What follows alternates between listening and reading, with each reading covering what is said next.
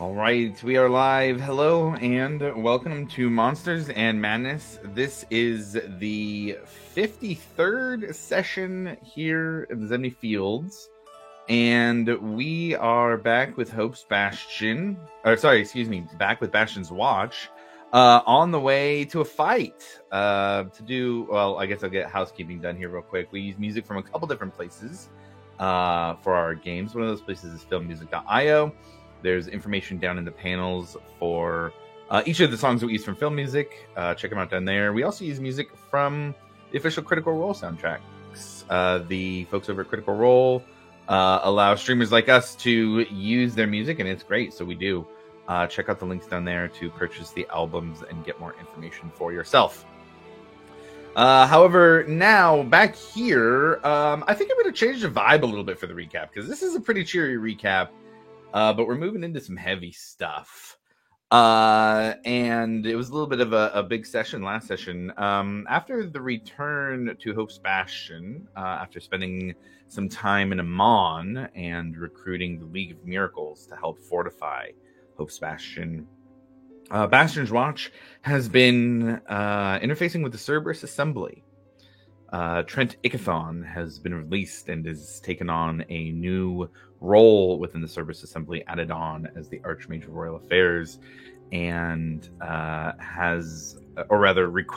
had requested a meeting with Bastion's Watch. And it was a tense meeting after spending some time going and researching the murders that were happening, and then dealing with another dragon attack on Hope's Bastion. The conversation with the Cerberus Assembly was had, and some choices were asked to be made. Some options for Bastion's Watch that Trent had put forward for ways that the Assembly and Bastion's Watch could peacefully move forward here in Hope's Bastion. At the end of that meeting, Emmeline came with a bit of worrisome news. The Hydra that had been left behind during the dragon fight was still around and dealing some damage to the Shouting Sail, the ship turned tavern that had fallen from the sky that the party had spent some time in the very first session. After asking for a bit of help from the Assembly, a teleport scroll was given for quick travel. I believe Milo was the one to use the spell, which brought the party right outside the Shouting Sail to see the scene of a large undead-looking Hydra that was accompanied by other small bipedal reptilian creatures that may be following it for unknown reasons at this point. We've just been here for a few seconds. So with that, I'm going to switch cameras and we're going to hop right into combat. I have the encounter builder already up. Let's roll some initiative, guys. Boy. We're jumping right in today. We don't always go straight into combat. So I love it when we do.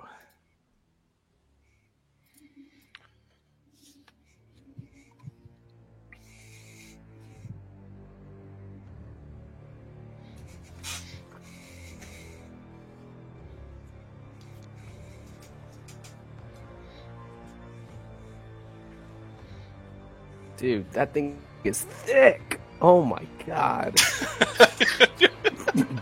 And as the party apparates in, you feel the vibrations as it moves its feet on the ground. All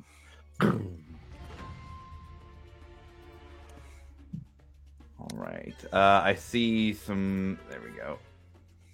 Got him back in there. All right, so I have 18 for Ekamos, 19 for Alavar, 10 for Milo. How about Breck? 19. Nice. Rufus? That's going to be a solid 14. 14. Squall? 6. Johnny Grimm? 6. No, no. Undertow and tie toucher, dude. Yeah. Jesus. Rolled that too. I was like, Interesting. Okay, man, you guys rolled some low initiatives. There's almost always somebody above 20. Almost always somebody above 20.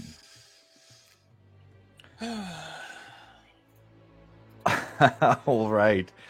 So for the party here, we have Alavar and Breck and Ekamos as the top three. Not often that breakdown. So we're going to jump straight into things. As you guys look around, you can see rubble, pieces of the roof and walls strewn about over the landscape. You see at least a couple of dead bodies that are strewn about as well.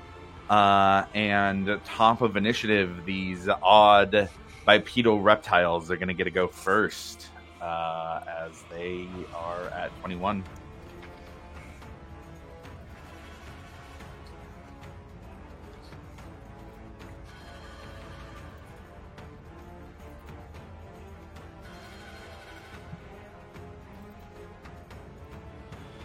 Okay, so they kind of very quickly turn their heads, seeing the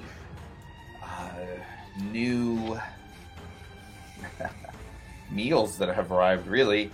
And this is going to go 5, 10, 15, 20, 25, 30, 35, 40. You know what? I think it's going to do that a little differently here. It's not going to go so wide. 5, 10, 15, 20, 25, 30, 35, 40, 45, 50, 55. Can't go 55. So he's going to go right up to here. You know what? He's going to action dash. And he's going to get right up in there. One's going to go next. You guys see coming through the door, or what's left of the door of the Shouting Sail, another one. 35, 40, 45, 50. They're going to dash and get right up in Milo's face. And this one's going to hop down. Hold on, so make sure you can do that well. Yeah, no problem. 5. Go 10, 15, 20, 30, 35, 40, 45, 50. And then he's going to dash to get right up there with Squall. So as you guys apparate, these creatures just quickly see you and start running towards what looks like the less beefy members of the group.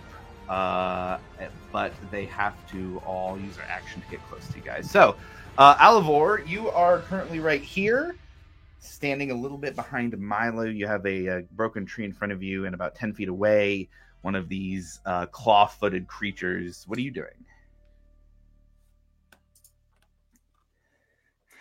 He's not on the stage. There we go. Hey, it is Alavor's turn first. You have Milo right in front of you, and a claw-footed reptile about 10 feet away. What are you doing? Oh boy.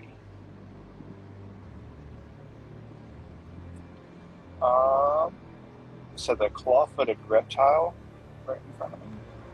Yeah, you have one right there, and then about 15 feet to your right, you have another. Oh, good God.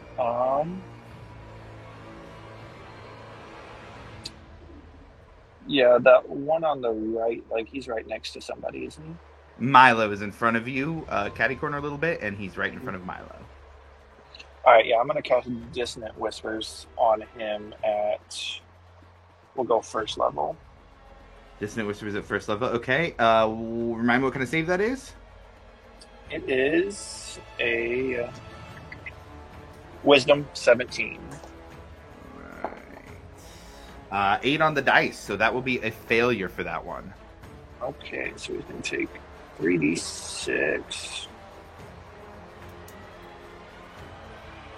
So, I'm going to take 8 points of psychic damage, and he also needs to...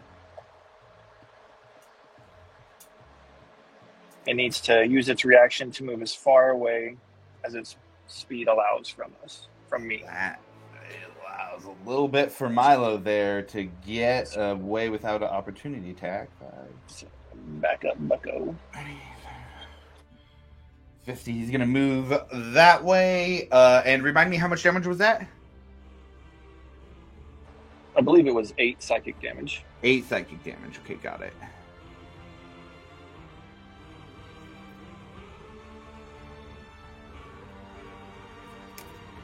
All right. It kind of shakes its head and screams out in pain and runs the other way. Anything else for your turn? Hide behind Breck. Hide behind Breck. So you can move up 5, 10. It's really tightly packed there, but you move in between Ekamos and Breck to hide behind him. Beautiful. The only cover that's here. All right. That'll take us to Breck. You have one of these guys 5 feet away that's right up trying to get close to Rufus. What are you doing, Breck?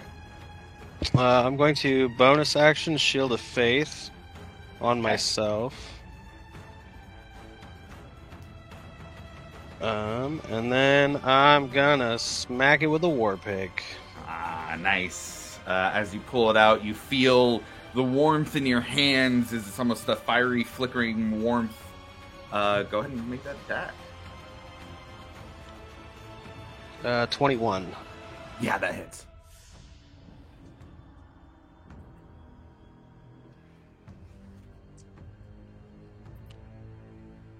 Uh, 10 points of piercing damage. Okay. And then I'm gonna hit him again. Go for it. Another 21. Yeah, hits again.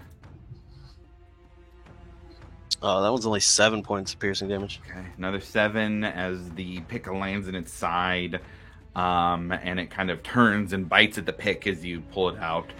Yeah, it's pretty hurt from that. You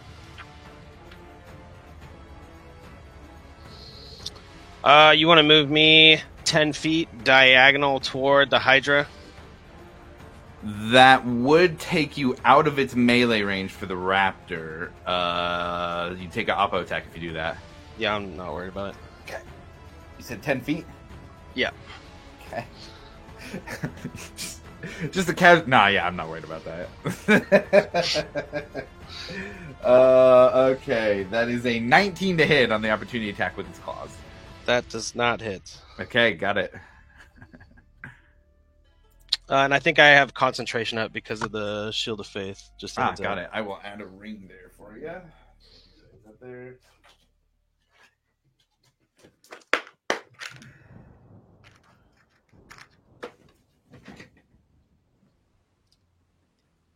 And then I'm going to end my turn right there. Got it. All right, that's going to take us to Ekamos next. What are you doing, Ekamos? I'm going to blast away what Breck hit.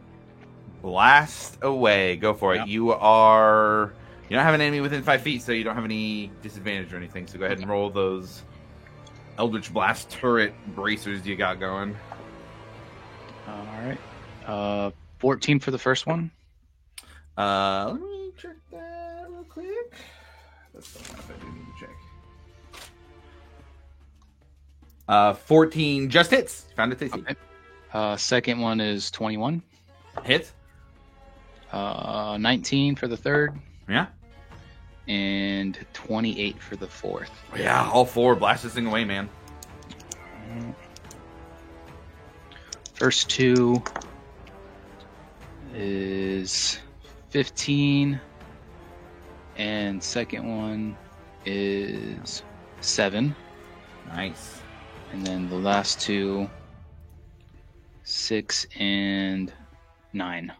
Yeah, man. Flavor that fatality. This thing was already yeah. taking some big hits from Breck, and that is enough to get it down. Wherever Breck hit, my Eldritch Blast kind of like flies in between Rufus and Alivor, kind of like in between them, and like hits exactly where Breck hit him, and it like finds an entry point, and just like blows up from inside. Yeah, Alivor and Rufus, you guys are covered in this like green blood. It is just disgusting as the first raptor falls.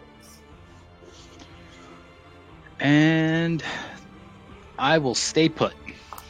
All right. Well,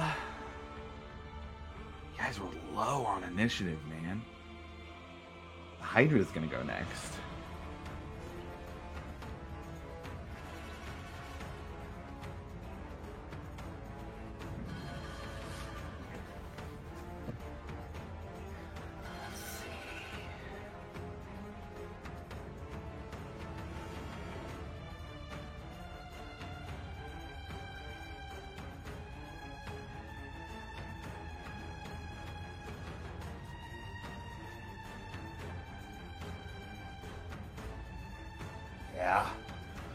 Yeah, it surveys the battlefield as one head had kind of turned and seen you guys teleport in.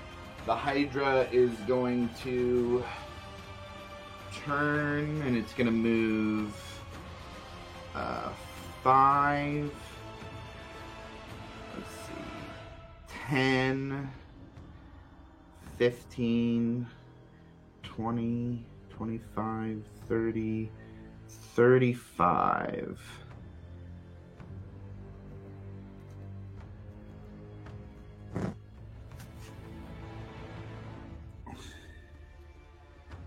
Yeah.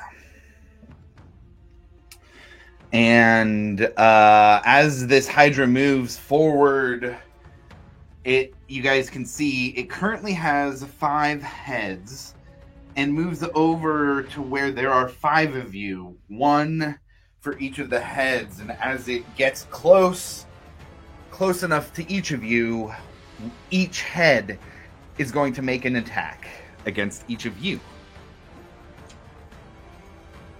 Breck, let's go you first here. It's going to be an 18 to hit. That does not hit. Rolled real fucking low. This giant Hydra head comes and just clamps itself around your shield, but isn't able to make purchase against you. We're going to move Alvor next. An 18 as well. Oh, yeah. All right. Bye, everybody. Let's do it this way. You're looking at 11 points of piercing damage from that head.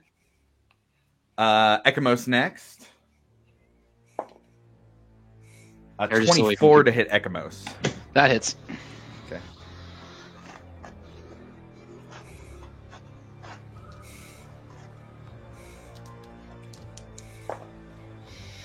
Oof, looking at 26 points of piercing damage for you. Oop. We got Rufus next. Rufus, that's a 19 against you. Yeah, that hits me. Okay. 17 points of piercing damage against you. Fuck. And finally, Johnny Grimm. 23. That'll hit. Oh, man. 24 points of piercing damage against you. I will do Uncanny Dodge to have it. Okay. Taking it down to 12 points of piercing damage. Ouch. All right. That is going to be the end of the Hydra's turn. All 5 heads have made an attack. Rufus, it is directly in front of you. What are you doing? Well, first, Rufus is gonna say, "Oh my fucking god," and then, am I able to maneuver around to its backside without it having an opportunity attack? Yes. I will do that. So you could go 5, 10, 15, 20, 25, 30. You wouldn't even have to go 30. You could go 25 and be across from Breck for flanking, if that's what you're looking for. Yeah, that works. If you'd like to go all the way behind, you can do that as well. It's leaving the area of attack that would trigger opportunity. So if you're just moving around, there's no opportunity attack. No, I'll stay right there. Okay. And then I will.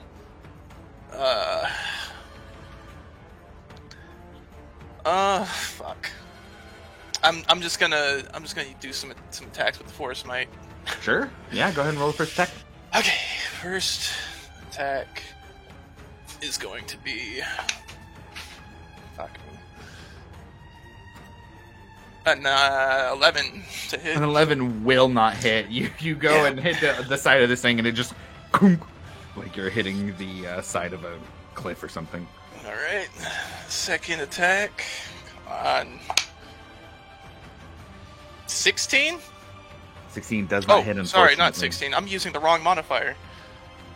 I was looking at my initiative modifier for some reason. It's you get more than that. 22 actually to hit. Oh yeah, 22 will definitely hit. I don't remember what the roll is with my last one, so whatever. That's going to be a 8.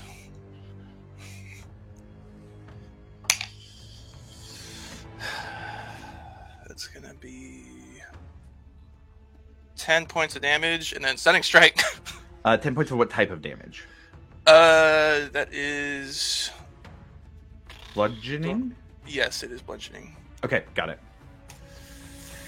And then stunning strike. Yes. And that is con, right? Yeah, it is con, I believe, 15. Con 15, okay, got it. Oh yeah, gets a 26 on the roll. Damn. Alright. And then I will use my Flurry of Blows to hopefully do something better. Oh my god. It's gonna be 17 to hit. 17 just hits. Sweet. And Milo's going to be on deck after this with Grim after that, just so you guys know order coming up. And that's going to be 10 points of damage. Okay, 10 points of bludgeoning. It's piercing because I'm using talons. Oh, you're using talons on this one? Okay, got it. Yeah. Okay, hold on. So, all right. After the talons, Rufus, Alivor, and Breck, you're all within 5 feet of the Hydra. You each take 10 points of acid damage. Well, that's cool. As you slice with your talons, Rufus, blood sprays out, and it seems to have an acidic effect on anybody within 5 feet. All right, and then I have a resistance to acid damage, by the way. Ah, there you go. So just half of that for you. I'm going to try and stunning strike it again with that hit. Okay.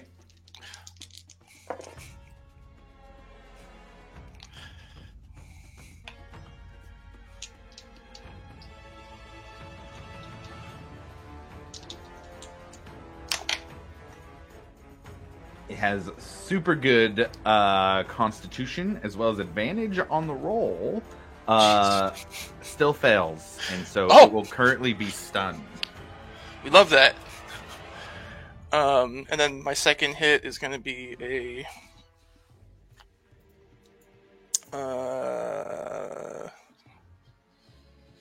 15 to hit. 15 will miss. That's all right. I got it stunned. Yeah, that's huge. And that's going to be my turn. Oh, that was stunned on it. Yeah, cool. Yeah, that's my turn. Okay, that takes us to Milo next.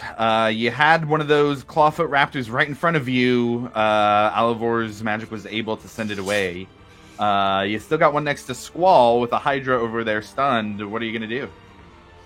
How tall approximately is the Hydra? Oh, great question. I'm just going to measure it, actually. 25 feet tall. 25 feet. You can tell that the heads probably extend beyond that with its reach.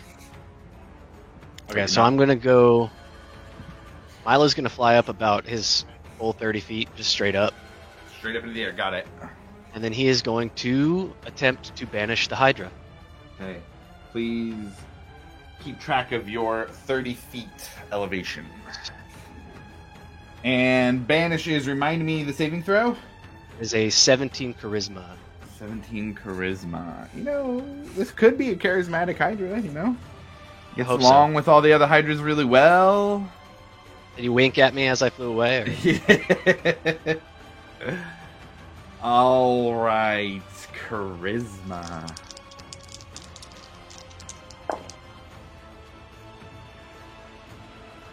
Now that's a 10. That's going to be a fail. Okay. So it is banished. So here's what I'm going to do. I'm going to take a marker. And I'm going to mark the spot it was at. Because this is going to be big. And I have a feeling we got some shenanigans coming here. Oops. I chose the one dead marker in the bin. Okay, here we go. Banish has been clutch. MVP spell of the campaign, I think. Well, maybe not of the campaign.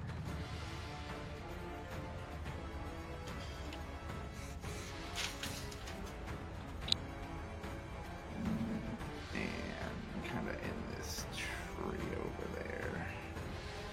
Alright, so we're going to mark that. The stunned Hydra is banished.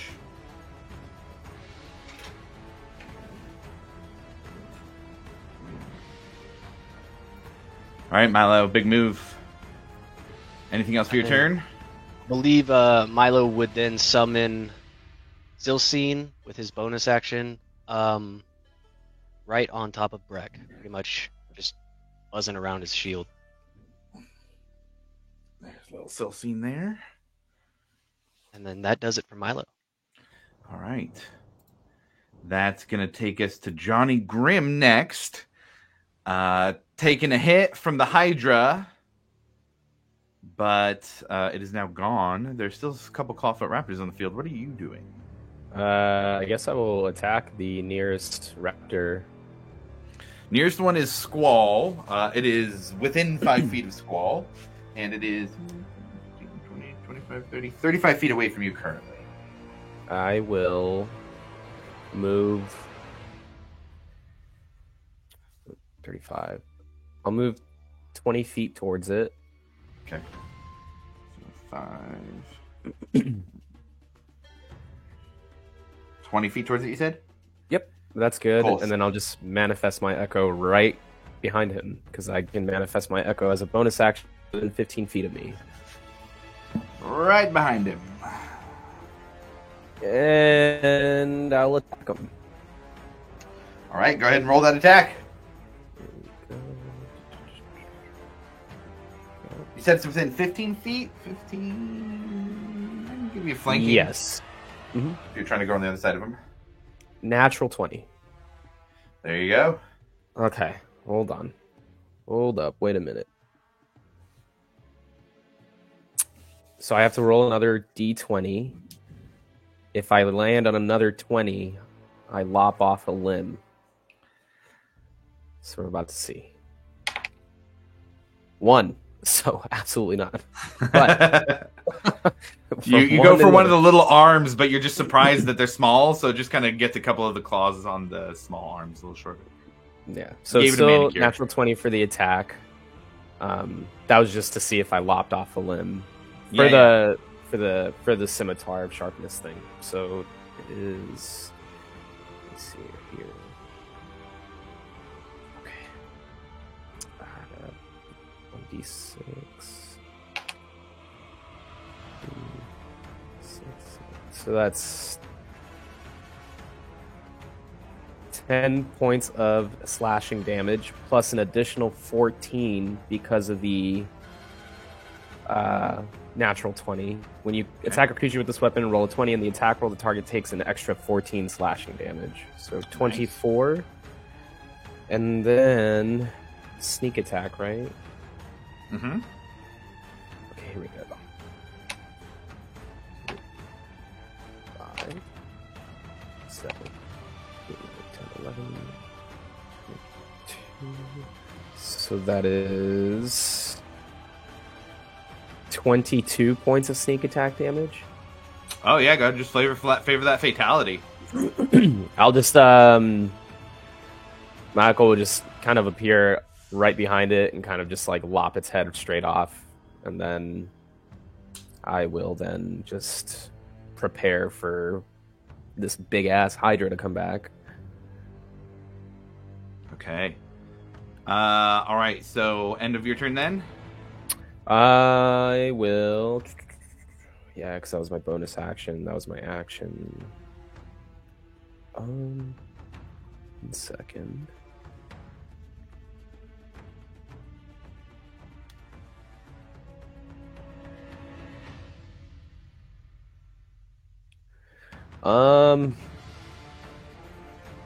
Can I move?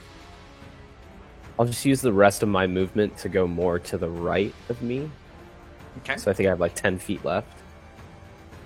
Not for the echo, yeah. Just for me. Because I don't want to be there when he comes back. And then I will... I guess this will be up to you, Josh, because I also don't want to kind of cheese it. So I already used a bonus action to appear the echo. Mm-hmm. It says, on your turn, you can mentally command the echo to move up to 30 feet in any direction. No action required. Because I used a bonus action to have him appear, can I still move him? Or would you consider that like until the next turn he can move? What does it say about summoning the echo? Does it say about not you can use a bonus action to magically manifest an echo of yourself in an unoccupied space you can see within 15 feet of you. This echo is magical, translucent gray image of you that lasts until it's destroyed, until you dismiss it as a bonus action, or until you manifest another echo, or until you're incapacitated. And then for movement, it says, on your turn, you can mentally command the echo to move up to 30 feet in any direction. No action required. If your echo is ever more than 30 feet from you at the end of your turn, it is destroyed. Yeah, I think you're good. Yeah, I think you could move it. I don't see anything. Yeah, does it cost any movement to just as a bonus action to summon it? So yeah, as far as I can tell, you can. Okay, I will just. The only rule I see is I just have to be within 15 feet of him. So I'll just move him 15 feet, where he's still 15 feet within me, towards where the Hydra was. Hydra was. Okay, got it. So we go 5. That would be one more next to Breck would be within 15 of you. Okay. But it couldn't go any further than that. Perfect. So that'd be about 10 feet away from where the Hydra was, but any further than he'd be more than 15. Yeah, that's fine. That works. Got it. That is my turn. All right. That is going to take us to Squall next, down at bottom of initiative there. Squall, what are you doing? I am going to... I'm going to move away from where the Hydra is coming back. Okay. To my right. How far?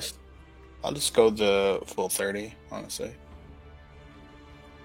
And then I will use Guiding Bolt on that raptor. Sure. Yeah, go ahead and roll the attack.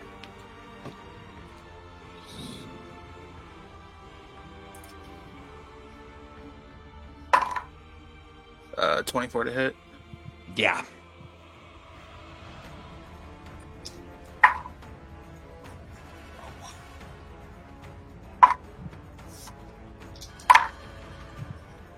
That is 16 damage.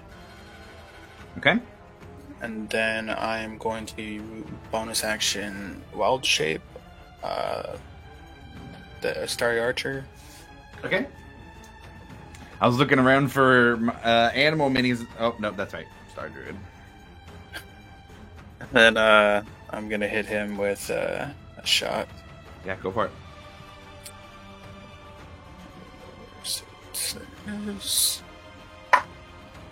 27 to hit. Yeah.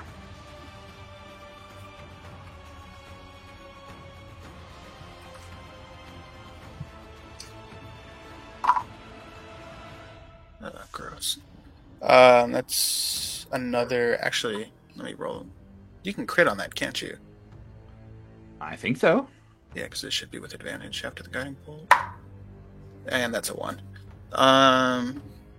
So yeah, that's gonna be 10 points. Another 10 points of. Another 10. Okay, got it. It's looking real hurt. And that's my turn. Okay. That'll take us back up to the top of initiative. That one that you just hit there, Squall, saw the bolts coming from you. It is going to run at you for some attacks.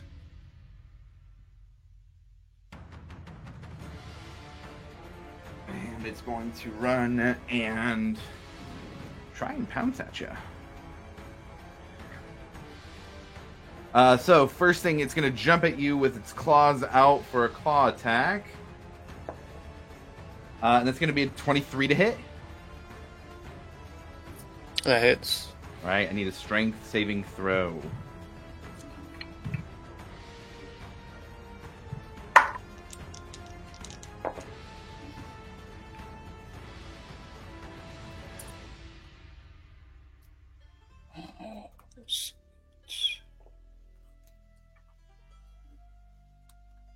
So I rolled an 18, but just to be safe, I'll use my Cosmic Omen. Okay.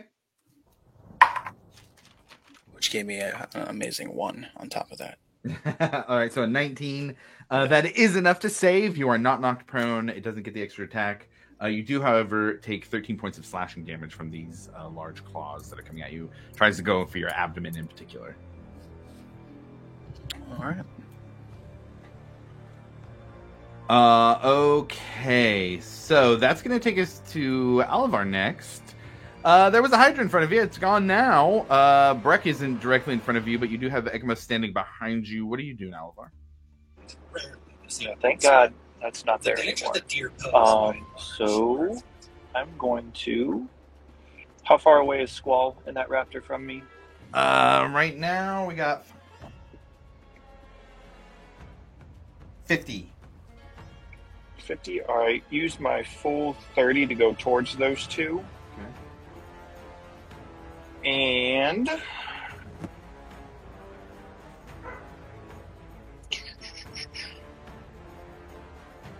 me see. I'm going to just throw, as Milo would say, the long loser in vicious mockery of that thing. Nice. All right. Let's see. It's a wisdom 17. No, that's gonna fail. Okay, so it's gonna take 2d4. What's it that? 4 points of psychic damage. Okay. And then if it survives till its next turn, it'll have disadvantage on its next attack roll. Oh, nice. Okay, yeah. And then I'm just gonna chill there. Okay, got it. That takes us to Breck next. Ekamos on deck. Breck, what are you doing?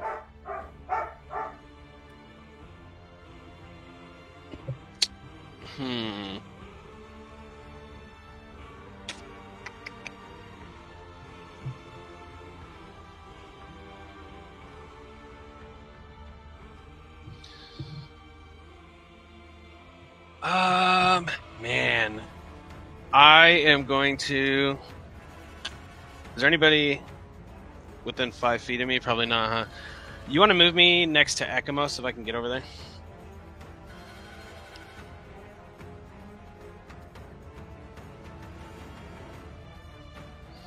And then I'm going to do second level Cure Wounds.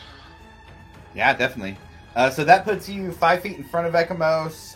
Be just directly 5 feet away from where the Hydra was. That was 20 feet of movement for you to get there. So if you want to adjust that anyways, just let me know. Okay. I'm fine where I'm at right there. That's perfect. Cool. Ekamos gets 14 points of health back. Thank you, good sir.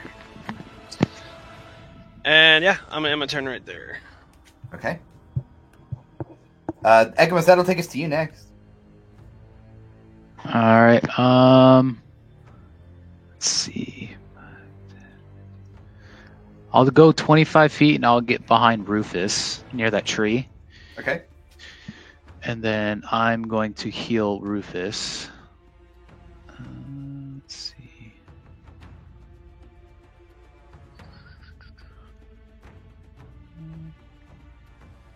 Let's find a good one here. I'm gonna do a pretty jacked up, right, Rufus? A little bit, yeah. All right, I'm gonna give him a good old pat on the back and cure wounds. What a guy. 4d8. That's 4. 12.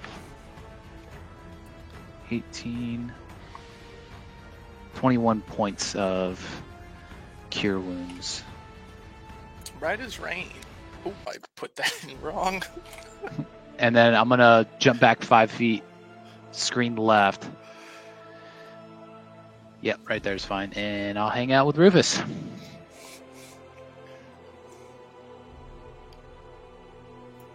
Okay, got it. A little bit of healing and hanging out by Rufus. It's the Hydra's turn. You guys don't know what the Hydra does, because it's somewhere in another plane. But it does it. Actually, let me check something. You can still do things while you're banished? Oh, yeah. I mean, you still exist while you're banished. He's in another world. He's still stunned while he's banished? If I were to get banished, I could heal myself while being banished. He's just floating through space, stunned. Oh, that's hardcore, dude. Yeah, absolutely. Like, banishment is putting you somewhere else. You're still somewhere else. So it is still stunned until Rufus's next turn, which is now. Rufus, it's your turn. I'm going to stay right where I'm at, and I'm going to go into my hybrid form. Okay. And I am not going to do anything else. I'm going to stay right where I'm at. Okay, got it.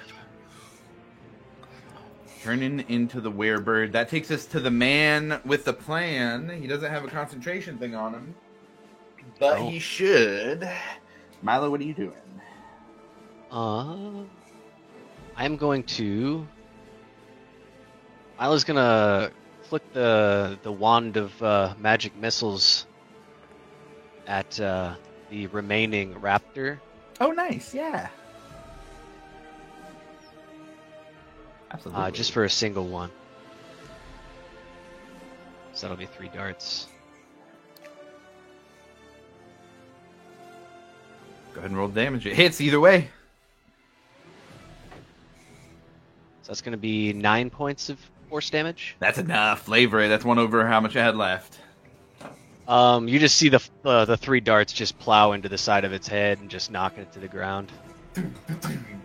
Squall right in front of you here as the skull just crunches.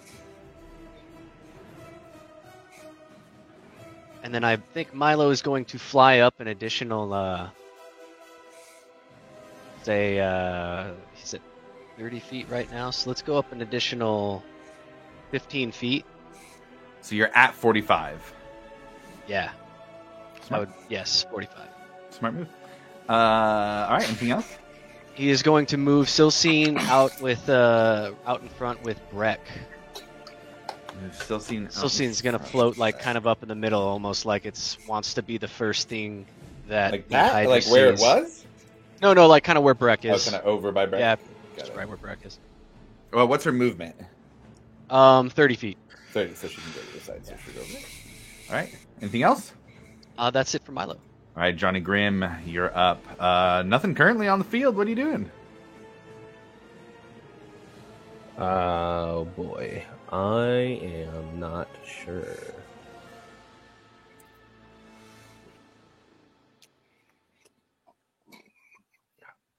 Are we still kind of like in like initiative order thing here, just waiting for the Hydra to come back? That's essentially what's going on. Is right now the Hydra is banished. So that turn that Milo just had killed the last remaining enemy that was on the field. He's still concentrating.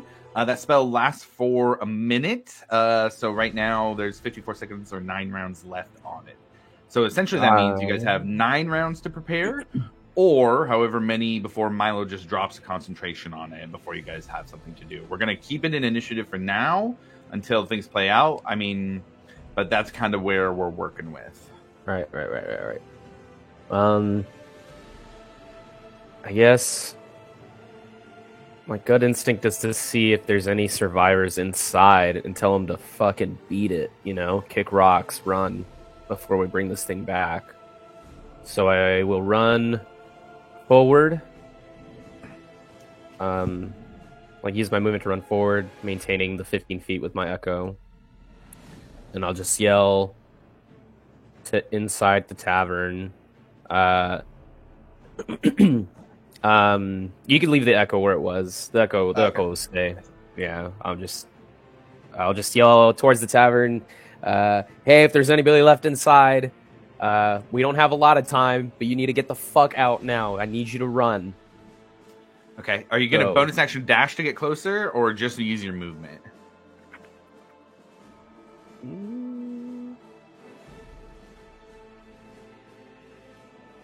If I go yeah, it's fine. I could always reappear my echo. That's fine. Yeah, I'm going all the way. I'm using my full movement, action, everything. I'm going straight to the tavern. So echo. So you can go in. You would see. Looks like there's 2 people laying on the ground, at the very least unconscious. While you're over here, you see a small body up over here. You look just around the inside of the door, which you can get to easy, no problem. You see a critically injured Captain Gage. You wouldn't know that, actually. So I guess you would... I gave you information that Grim wouldn't have there, but you go and look and see an older, human-looking man, very tan skin, wearing what looks like... You'd recognize Captain garb, at least. Wearing Captain garb, which is odd for a tavern. Okay. I will... I don't think I have anything left. He's alive, right? He is alive, but just on the edge. I'll just yell to the party that we have a survivor. He's in bad shape, and I will prepare to drag him out of the tavern. And that's my turn. Got it. That takes us to Squall next. Squall, what are you doing? Let's see. What does is that like a 20-foot diameter where the Hydra will reappear? 20 feet that way, 25 feet that way, that lengthwise. Does that make sense? Yeah. So side to side, it's 20 feet. Front to back, it's 25 feet. Probably is a better way to say it. Okay. I would like to hold an action then. Okay. What are you holding? I'm going to hold Wall of Fire. Okay. So just a remind about holding spells, you do have to cast the spell to hold it. Yes. And then it will use a reaction to unleash the spell. So make sure and mark the slot either way, but you can absolutely prepare Wall of Fire. And am I able to see this person he's talking about from where I'm standing? Actually, you would be able to. Just your vantage point's perfect. The door is broken off. You'd be able to see Grim kind of kneeling by this person. You wouldn't know them either. I'd get within 60 feet of them. Oh, for sure.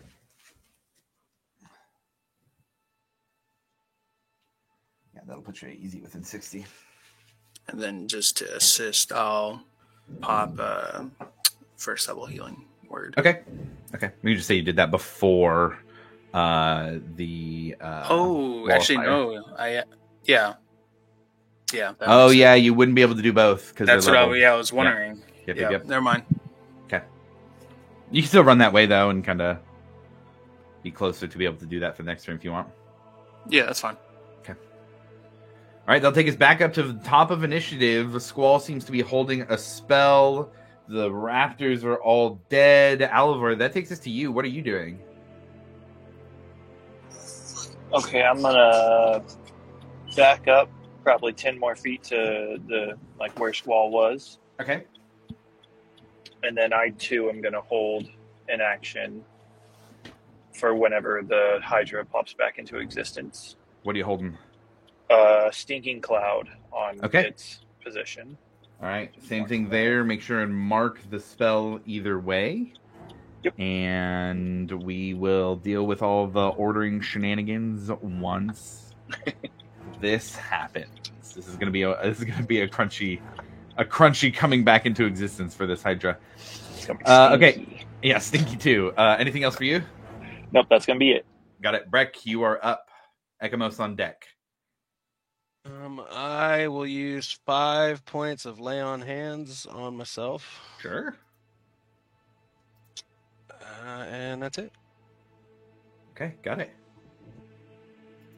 If that is it, then we will move to Ekamos. I'm going to move 30 towards that downed individual to the left of the tavern. I don't know if that gets me full. Gets you about 10-ish, 10, 15 feet away from them. 10 feet from there. I give you 10 feet from their feet. They're kind of diagonal spaces. I'm going to use my amulet and cast a first level Cure Wounds. Okay. Before you do that, roll me a D100 and then roll the healing. Okay. D100. Let's do it on the thing.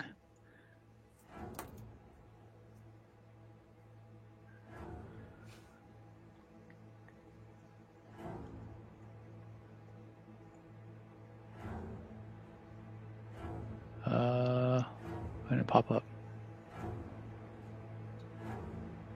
That right? 18. What the hell? 18. Okay, got it. Okay, so go ahead and roll the healing. Yep. Or I guess I should say with an 18, you pop the Cure Wounds, they don't seem to be moving afterwards. Oh, sick. Yeah. Well, that would have been... They're dead. Okay. Sweet. I will then, just for flavor, kind of like grab my amulet and, please bless this soul type of thing. And then, a little bit of last strike. Yeah, and then I'll just turn and face where the Hydra will be. Okay, yeah, you do so. All right, Hydra's turn. Hydra does things. You guys don't know what it is.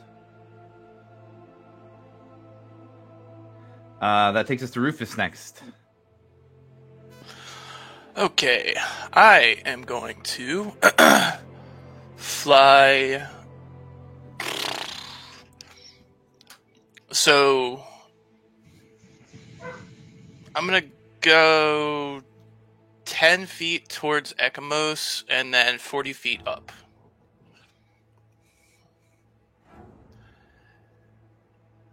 And then I'm going to hold an action. Is going to be Moonbeam, and it is going to touch down on that corner that is right in front of me. Yes, right there. So we'll just put the Moonbeam there now to symbolize where it will end up. Yeah. Yeah. So same thing for you. You are casting it and holding it. We've got 3 people casting and holding spells. I'm not going to do the concentration rings for each because I don't think I have that many, but each of you are doing concentration right now. Yeah. And that's going to be it. Okay. Now, it's going to take us to Milo.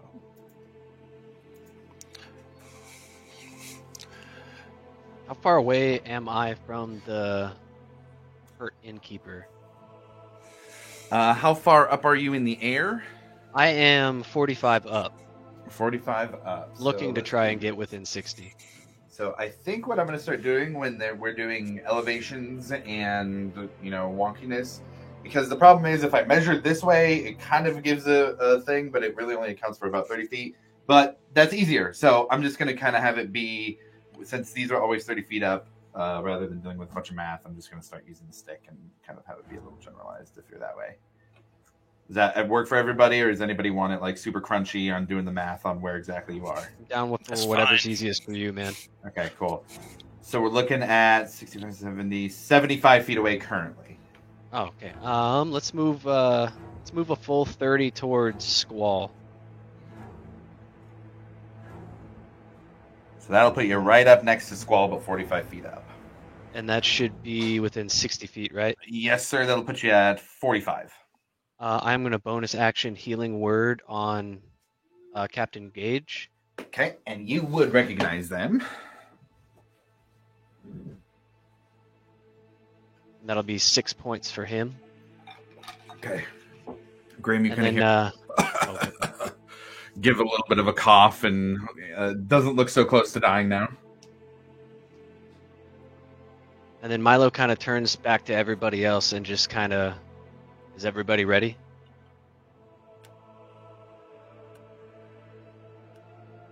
Sure am. Absolutely.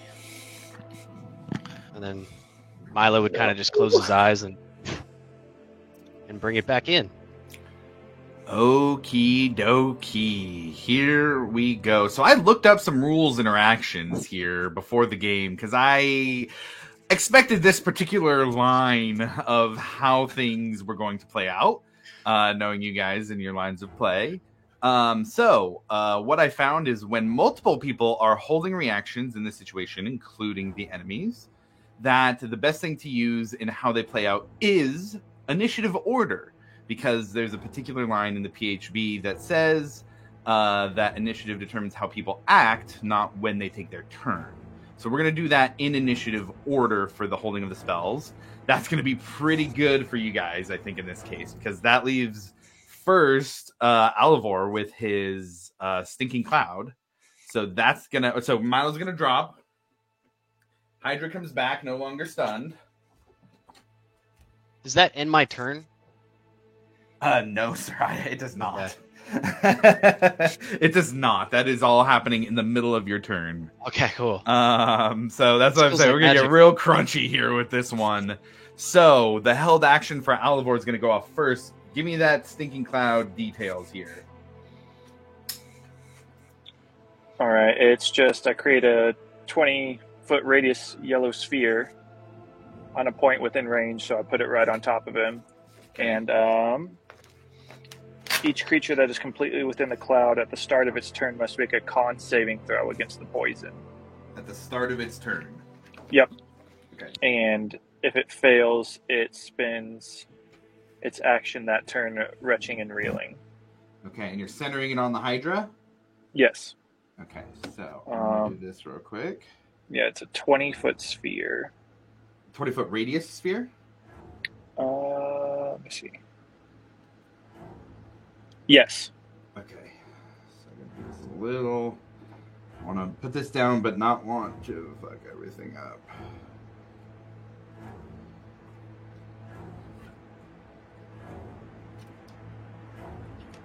Ooh. Uh-oh. So that we can show how it's centered. Put that back there. All right, Stinking Cloud. Quick question. I just read this. I mean, it's too late now, but I just read this. Is the Hydra, does it need to breathe, or is it immune to poison? You're not sure. Oh, well. There we go. Does it need to breathe for Stinking Cloud to work? Yes. Okay, it says creatures that do not need to breathe or are immune to poison automatically succeed on the saving throw. Okay, got it. Okay. So that is Alivor first. We had no held actions from Breck, no held actions from Ekamos. We did have held actions from the Hydra. So, who is around? I think there's only two of you who are within range. And Rufus, you said you're 45 feet up specifically? Yes, 40 feet. 40 feet up. Got it. Okay, so it is 25 feet tall. It does have a 15-foot reach with its heads.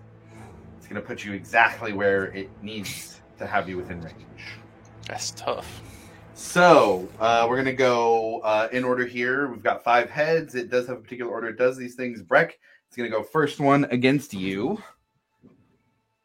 It's a 22 to hit. Nope. Okay. Next one is Rufus. 28 to hit. That definitely hits me. Okay. So, I'm going to use this. Oh, no, I use this.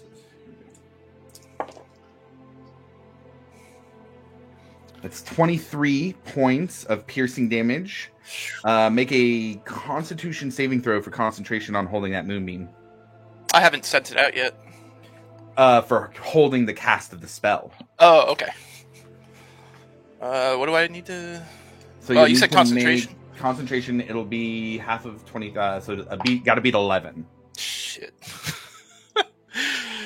4. 4. Okay. So your moonbeam concentration does not work for holding that spell there. Rip. Next third attack is going to go back at Breck. That one's a 22 again. Nope. Breck, I think it's rolled like an 8, 12, 12 on the dice against you, which is not very good for it. Fourth is going to go back to Rufus. See, I'm sorry. That's a 28 again. Yeah. The same roll for both of you guys. And that one is going to be 13 points of piercing damage. Cool. Final attack at Breck. There we go. That's a natural 20. Can I use a reaction? Yeah. There you go. Never mind. Silvery barbs. No, you cannot. Your reaction is was your spell that you cast. I would like to use a reaction. Milo, you're in your turn, but you can use a reaction. Okay, cool. And that doesn't stack. That's cool to stack, right? How high up are you? I was 45 feet. And you needed to be within 60 for Silvery? I believe so, yes. Yeah, you're within 60. You're within 60. Favorite, my man. Oh, you know how I feel about Silvery Barbs. You know how I feel. Who are you giving advantage to?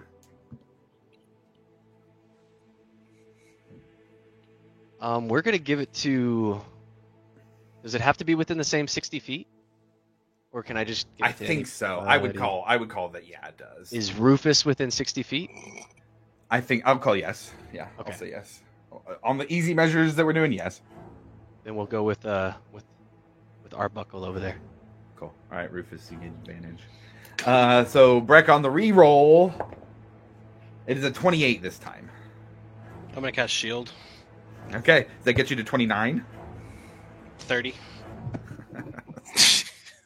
Brett, give me some flavor on what it looks like when a 28 to hit is a nearly impossible attack to dodge, right? So your AC is insane. Give me some flavor of what that looks like in dodging this huge Hydra attack.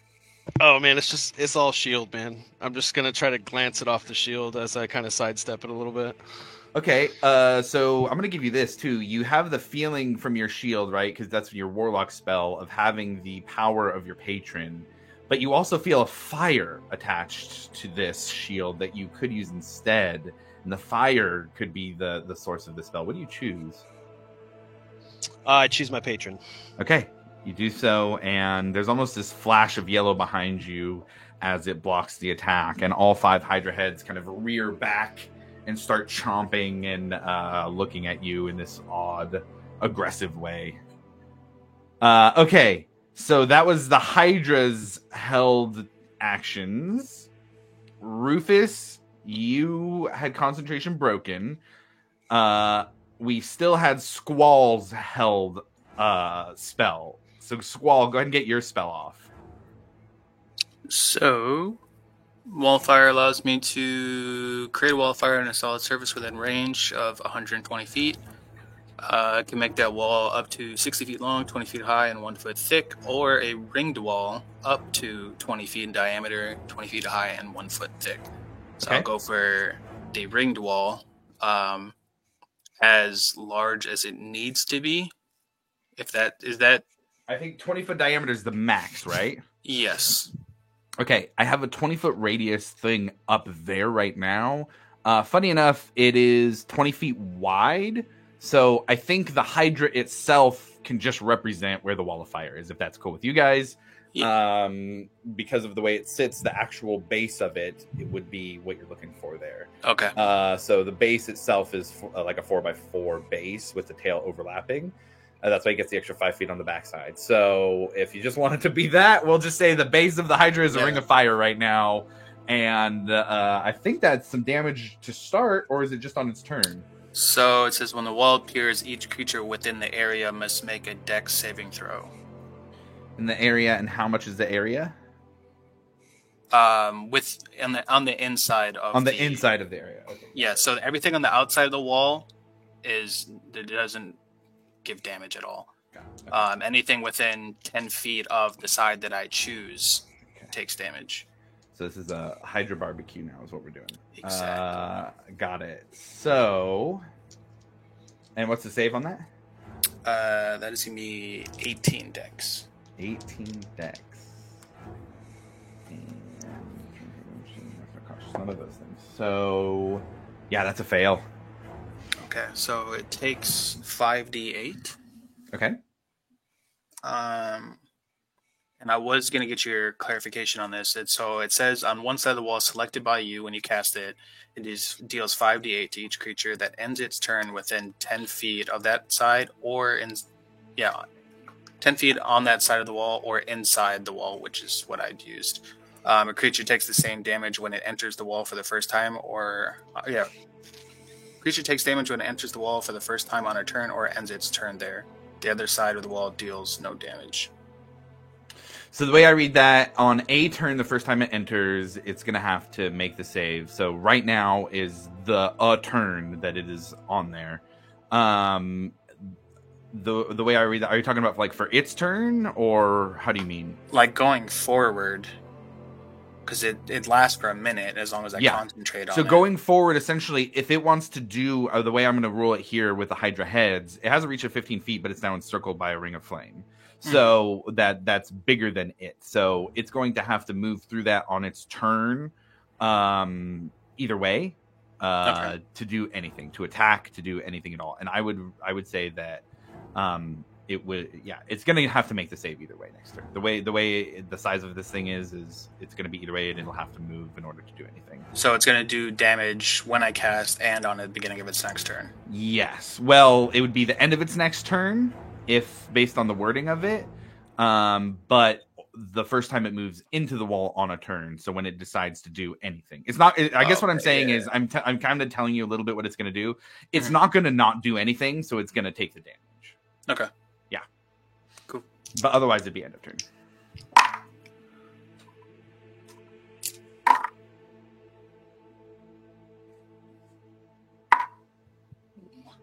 Uh, 30 points of fire damage.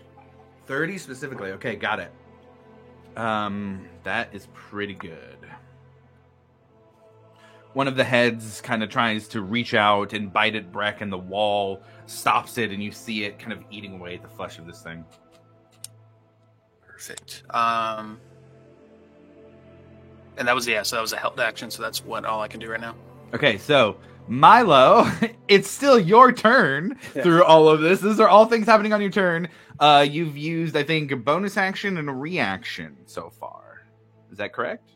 Yes. Okay? Got it. So I think you still have your action. Which I can't cast any spells, right? Even with the Wand of Magic Missile, that still counts. It's still a leveled spell, right? Yes. So it'd have to be a bonus action, it'd have to be a cantrip. That you can't do a cantrip. Oh, that's right. Yeah, cantrips. I am going to... So let's move Milo. He flies about midway between Squall's position and Rufus's, at the same height he is at. Okay. That's about midway there. And then... And you're 50 feet up? I am 45 feet up. 45 feet up. Got it. Important questions in this particular combat. Yeah. Makes me wonder why you specifically said 50 there. After seeing Alivor do the long loser, I think Milo's going to follow suit. Okay. And that's a wisdom of 17. Well, if you want to know things that a Hydra is not, wise is one of them. That's a failure. Awesome. That'll be 3 points of psychic damage and disadvantage on their first attack. Okay. Got it. And that's it for Milo. Okay. Seems that the Hydra still has all 5 of its heads currently. It's Johnny Grimm's turn. You have a now slightly more awake captain-looking person lying down in front of you here. We could give a little flavor and kind of looks up at you and says, "Who the fuck are you?" Who the fuck are you? Shut up. Shh. Don't say anything. It's back. Shh. Shh. Shh. Shh. Shh. Shh. go hide in a corner. I'll be right back. I will. Oh, God, I'll go outside. And I'll move towards the Hydra. Full movement? 30 how close am I now? There. Like, how close were you where you started? More so once you ended it. How close am I once I use my movement?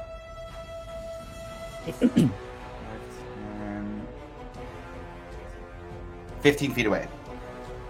I will poof out as a bonus action another echo right behind it. And then we are just going to start slashing away at this thing, I guess. Yeah. Okay, go ahead and make the attack. There's an ally within 5 feet. It's flanking as well. You get an advantage on the roll. Excellent. We love that. Okay, here we go.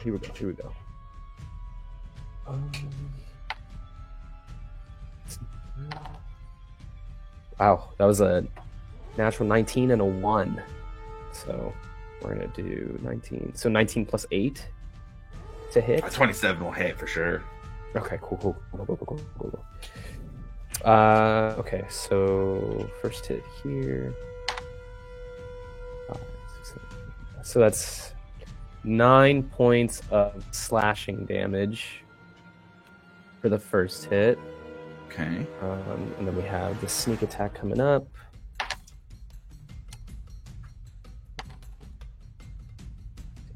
$13,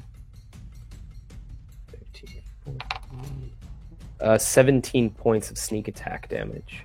Okay. And then I'm just gonna unleash Incarnation, so my Echo's gonna do another attack. So you can heighten your Echo's Fury whenever you take the attack action. You can make one additional melee attack from the Echo's position. Okay.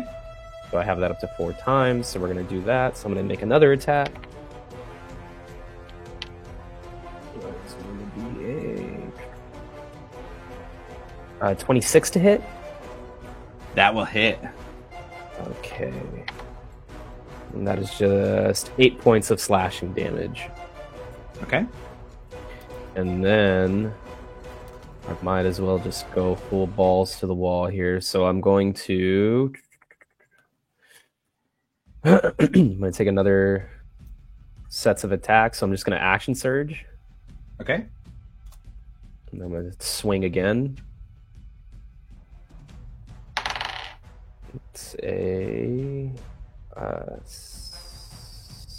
24 to hit. Yeah, that still hits. Okay, cool. 5 points of slashing damage on that one. Okay. And then, would I be able to unleash Incarnation again after action surge, or would that only be once? I think because you're action surging, yes. You couldn't, stack it on one attack action, but if you're action surging, you're taking another attack action. You'd have to burn it, but as long as you're burning it, I'd give it, yeah. Perfect. All right, we'll hit again. So unleash Incarnation. That is a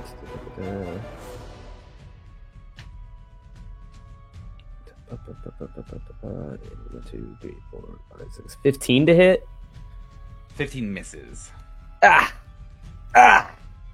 I'll use luck then. I'll see if I can hit it. Here we go. 14 plus 8 to hit. A 22 will hit. Awesome. Here we go. Whoa, shit.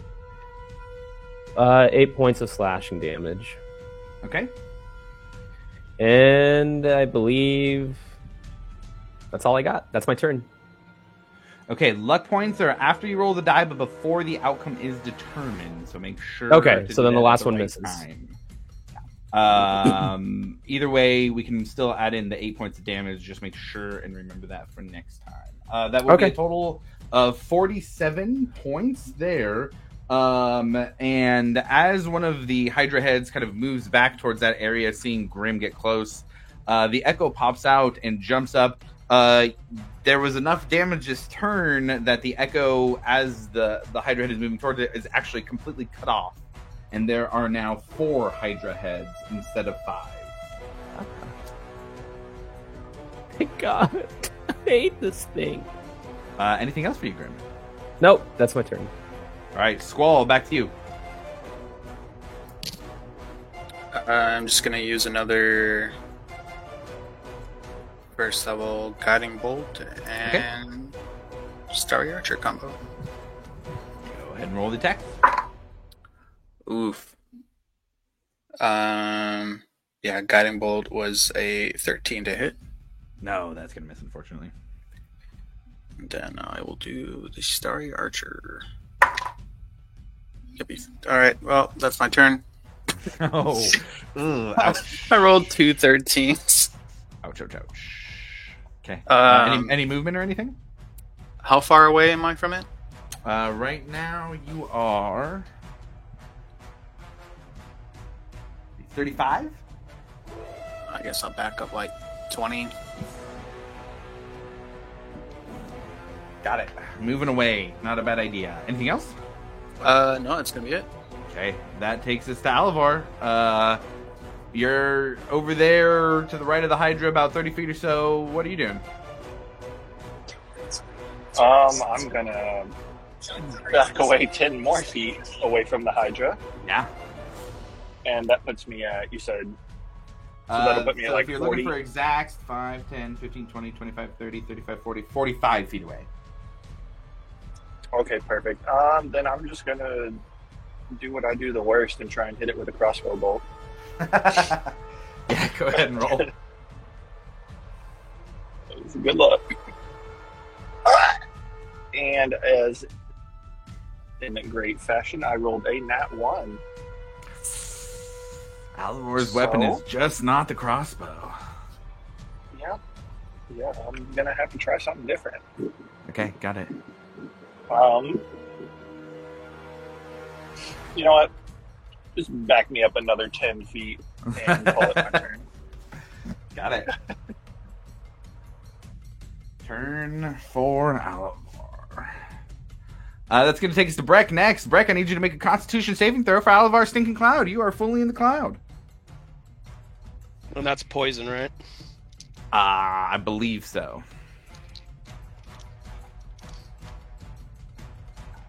Natural 20 plus 6, 26. I'll say if he has resistance to poison, it doesn't affect him. Oh, I do have resistance to poison. And advantage on poison. There you go. So I can just hang out in this nasty little stinking cloud, huh? Sounds like it. Alright, well, I'm gonna hit this fucker with the war pick. And it is, if you're immune to poison, you automatically succeed. So you still have to make the roll, but you get to make it with your bonuses. Oh, does the 26 make the roll? Yeah, oh yeah. Yeah, you're good. And then I get advantage because of the echo? Yeah, flanking with the echo, yeah. Oh, fuck. Does a 16 hit? No, just misses, unfortunately. Yeah, a 1 and a 6. That's fucking sweet. Alright, well, I'm gonna swing again. Okay. Yep, 2 6s. So 16. Ouch. Rough round for you guys. Yeah, no, that's not gonna hit, unfortunately. Well, I would like to move out of the stinking cloud. Okay. So to get out of it, you'd have to go 5, 10 feet back. Okay. Be 15 feet away from the Hydra. That is still in its melee range, so that would not invoke any opportunity attacks. Cool. Alright, yeah. Okay. That's my turn. Alright. Ekamos, you're up next. Alright, Ekamos is gonna back up full movement behind that corpse. And yeah, that's good. And I'm gonna blast away. Blast. Alright. First beam. Where'd it go? First beam for a dirty 20. Dirty 20 hits. Next is a 24. Hits. Third is a 12. Does not hit. And fourth is 29. Hits. All right. First two is 10. Second one is a 7. And fourth one is a 10. Okay. What was the first two? The last one was a 10. What was the first two? Yeah, last one was a 10. Oh, shit. First one was a 10. And the second one was a 7, I think. 10, 10, 7. Okay. Yep. 27 total there. Yeah, those go and hit, and they hit some of the protruding spines in the back and start cracking them off. You see two of the foreheads kind of writhing in pain, letting out these ungodly screeches of the Hydra. It's looking pretty great. I will hang out right there in that corner. Okay. All right. It's going to be the Hydra's turn next. And it's in the fire. It's pretty hurt. It's going to survey the situation here. Rufus, how high up are you? 40 feet. And Milo, how high up are you? 45 feet. 45 feet, okay. It is concerned about staying alive because it is very hurt. So it's going to try and start making moves to get out of here. So, turn around, still in the space it was in. And what way is it going to start to move? It's going to start to move diagonal out of here. And it didn't have to make any saves for the stinking cloud it's standing in? Oh, yes, it does have the stinking cloud saves. Thank you. For poison.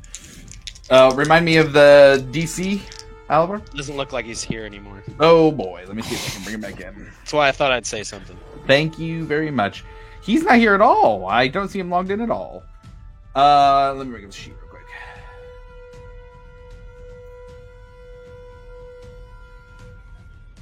Here are the aforementioned speed bumps.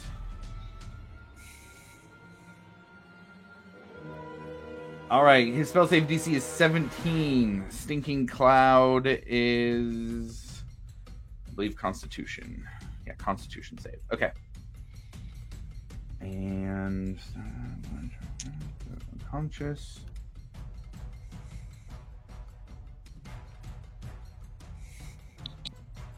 Ah.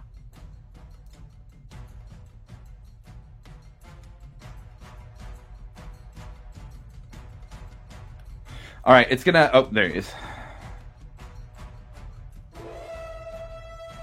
Okay, gonna make the save here for this one. Yeah, that's going to be a 19 on the save. And seeing that there is a cloud around it, you kind of see the airflow around the cloud itself, and it kind of... all four of the Hydra heads take in a large breath as well.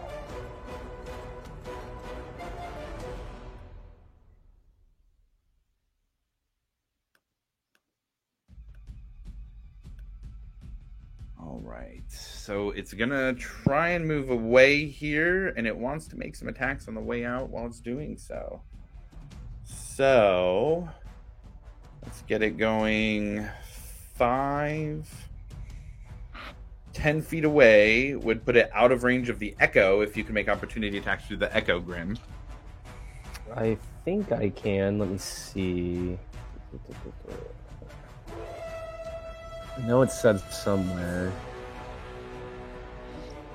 When a creature you see within 5 feet of your Echo moves at least 5 feet away from it, you can use your reaction to make an opportunity attack as if you were in the Echo space. Cool. So I said 10. It'd actually be about 15 for moving 5 feet away from you with the way everything is playing out here. But you can make an opportunity attack if you'd like. You are the only one, the only one currently that is moving out of space. Rufus too, but it's going to try and make some attacks with Rufus. Okay. That is a 18 to hit. 18 just hits, yeah. Okay. Here we go. 9 points of slashing damage. You know what I forgot too on your last attacks? I think we should actually probably resolve that. Uh-oh.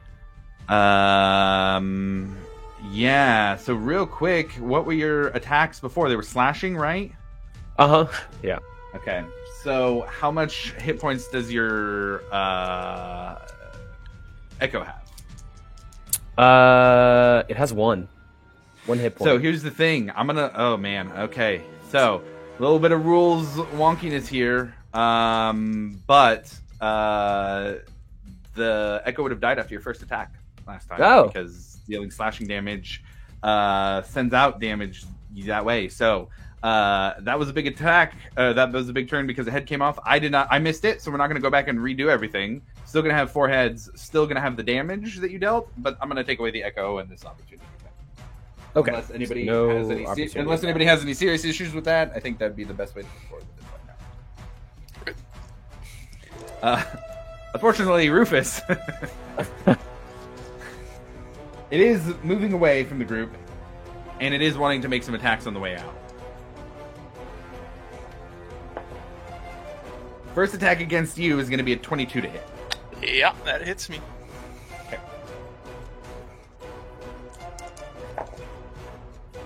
It's going to be 11 points of piercing on the first one. Okay. Fuck. Second one's going to be an 18 to hit. That doesn't hit me. Yes. Okay. Oh, it doesn't hit you. Why am I rolling damage? My brain's moving forward. Third hit. There's only 4 now available because of that extra head. That one is going to be a 17 to hit. Does not hit. Okay, so fourth one. Fourth and final. That one's going to be a 28 to hit. Fuck. Yeah, that hits me. Low damage, low damage, low damage. It's going to be 23 points. Yeah, I'm out. I am unconscious. As you fall to the ground, you are going to take... Do I have my reaction?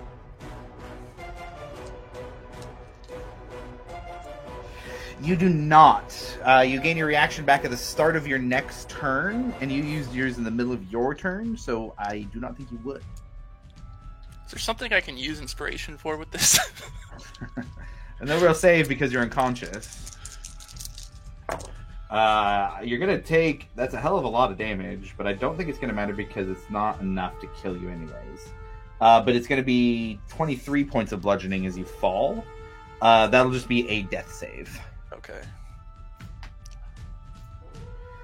And then this guy's going to use the rest of his movement. 35. And try and move out of here and run away. Rufus, you're up next. Shit. You know, the Hydra's running away, but you're on 1 death save already. Don't roll a 1. It has to take damage first.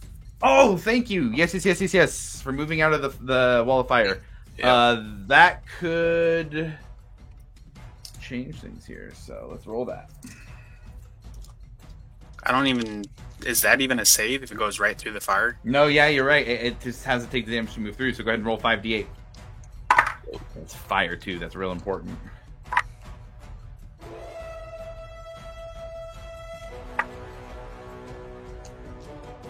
$28. 28. Okay. Lots of fire damage. Okay, it's looking real fucked up. It is still up. Rufus, go ahead and roll that death save. All of my dice have been giving me bad rolls today. Don't be a bad roll today. Come on, be a bad roll. 18. 18. There you go. 1 success, 1 failure. And that'll take us next to Milo. There is a very injured Hydra running away. Rufus is down on the ground near you. What are you doing? Rufus is within 60 feet. I think with our new easy peasy measurement, yes, he is. Is he like in gas or something like that, or? he's in the stinking cloud technically. That doesn't do damage, does it? No. Cloud. Okay, I was gonna say I'm immune to poison anyway. Can I fly down to him? That's pretty far. Never mind. Hold on. I'm going to hit him with the healing word, first of all. Okay. Oh, man.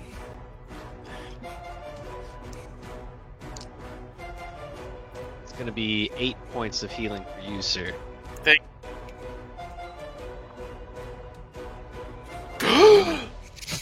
Stinks in here.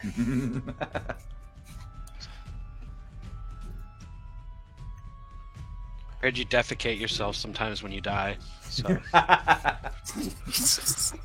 I'm a bird, so I do both. I am going to move 30 feet towards the Hydra, and then I am going to move Silcine 30 feet towards the Hydra. But you're just on the other side above Rufus.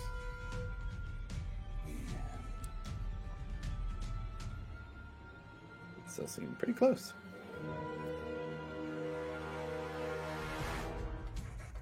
I think actually I'm just going to use my action to dash and move towards the Hydra some more.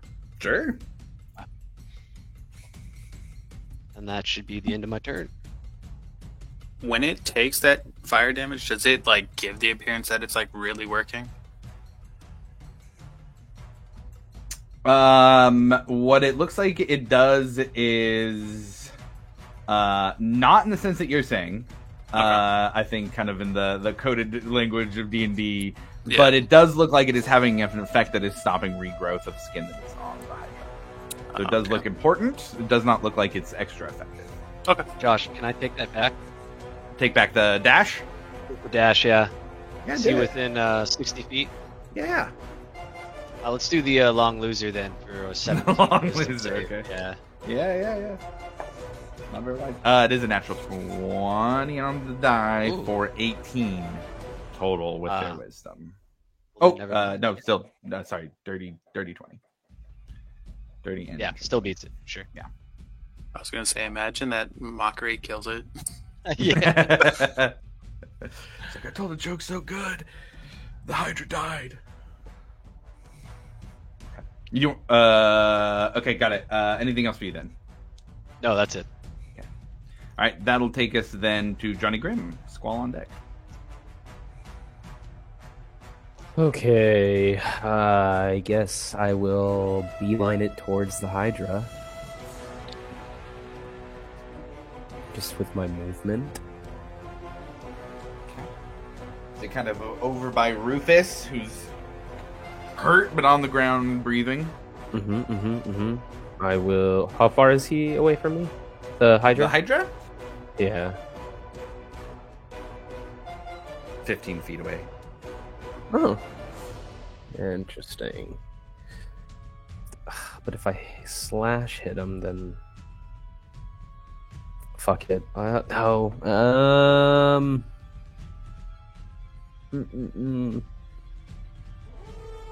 Yeah, where you going, Mr. Wiggles? I'll summon another Echo right next to him as a bonus action.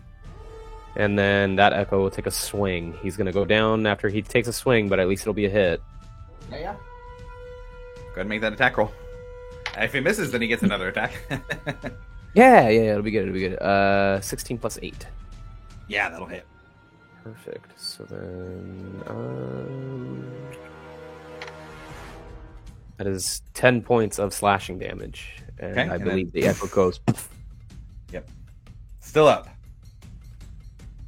Damn. That's my turn.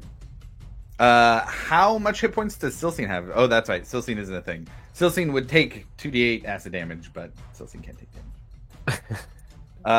Okay. Squall, that takes us to you then, if that's turn. Question about concentration. Does it take anything to drop it? I don't believe so. No, you can just drop it. Alright, I will drop the concentration on the wall of fire. I will move max speed 30 feet towards the Hydra and reapply. Damn. Alright. I think that'll probably do it. Roll some damage. I mean, if you want, there's a dex save. Oh, is there a dex save on this? Okay. Yeah, the first one. Dex 18. I think it'll still take half damage, though. That might still do it. Dex is 18 on the die. Just straight 18. No modifiers for him. So 18. Okay, so yeah, he makes it, so then it'll be half damage.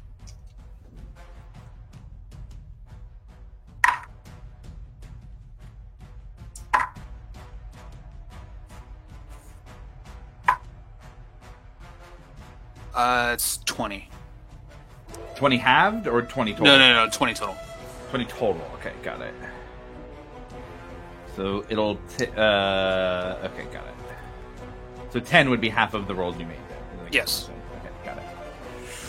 Still up just barely. All right, bonus action Starry Archer. Yeah, there you go. Dirty 20. Hits. Oh my god. 9 points of radiant damage. That is enough. That flavor that fatality here. This is a pretty cool kill for Squall here in the campaign. What does that look like? I think, he's just being roasted by flames, and then the Starry Archer bolt is going to go shoot through the flames and go through the chest cavity and just kind of explode there. And the way that this Hydra is, it has almost these like really metal-looking scales on the front side, and those just kind of heat up, and then just, and you see all this gore and viscera with what is left of its heart oozing out the front as everybody feels as it hits the ground, and everybody bounces around a little bit. And that will take us out of initiative with a dead Hydra there.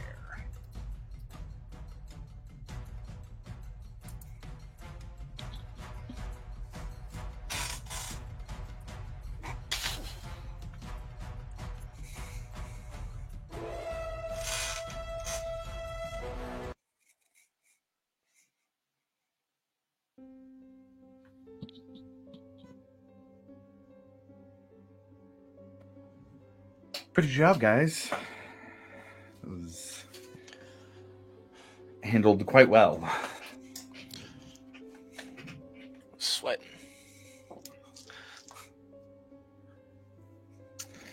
You guys had it covered. Yeah, really glad I don't have very many social spells to use, so I just picked a whole bunch of offensive ones in case we came to blows with the service assembly. Definitely some good spells used there. All right, with that, what are you guys doing? There's a dead Hydra here, a couple of dead Clawfoot Raptors. I'll say for Squall, these are the ones that you guys were fighting against were a different version than the standard stat block, but Clawfoot Raptor I think is within your CR4.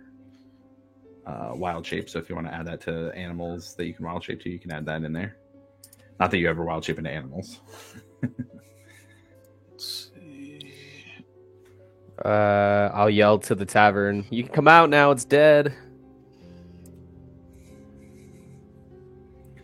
See individual kind of poke their head out. Half of the team here, mostly, I'd say Alivor, Breck, Milo, would recognize Captain Gage here. As he starts looking around, he runs over to the closest dead body, the one that was closest to Grim when the Hydra died, and starts trying to tend to them, shaking them, seeing if they're alive. They do not seem to be. Can I join them and start to cast Gentle Repose on them as Sure. a ritual? Yeah, absolutely.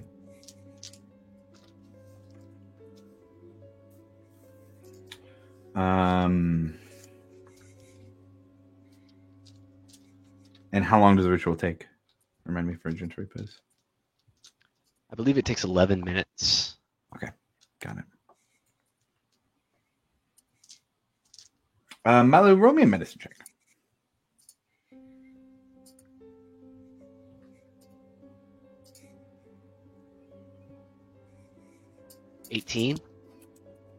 Why is medicine wisdom? I don't know. There's some weird stuff sometimes. Why is nature intellect? Yeah, I don't get that at all. Just swap them. Yeah, exactly. Just swap them. Milo, I would say here for this, with the amount of blood that's underneath this individual in that medicine check, you can tell they've probably been dead for longer than a minute.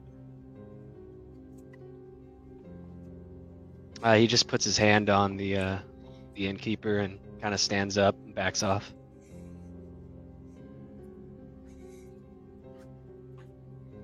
And he starts to kind of get a little bit mad. I think you can see a little bit of frustration in his face. And he gets up and starts moving, looking for others. There's one that was by Ekamos. We already determined they were dead as well.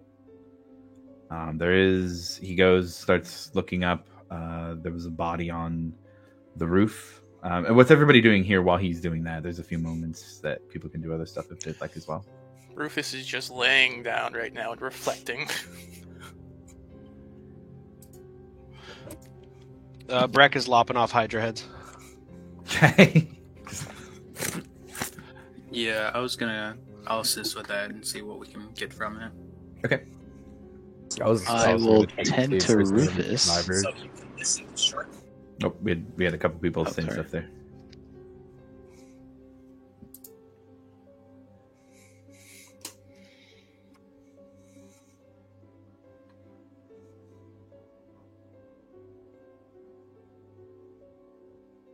Yeah, so with my silvered battle axe, just fucking hacking away at it, you know. Yeah, absolutely. You're adept with it enough. I'll say the acid blood doesn't mess with you guys here. Let's see. Go ahead and roll a dexterity check for this harvesting.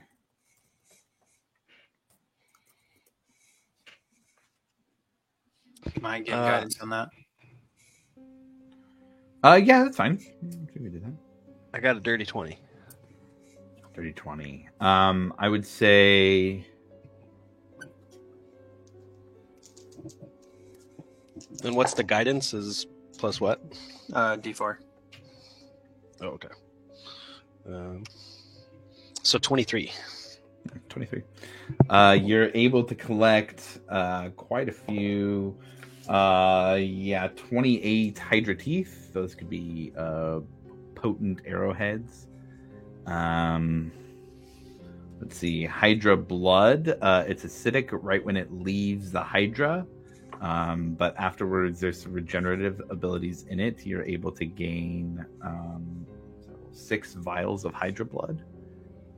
And we'll also throw on some Hydra scales as well. This one in particular had very tough, like breastplate-like plates on itself that almost seem to be metal. They're not. They're almost like chitinous with a sheen like it is metal. But it's very, very nice. You could make an armor out of this. I would say a high-level craftsman, expert level at least, would have to be the one to do it. But you could make some armor out of this.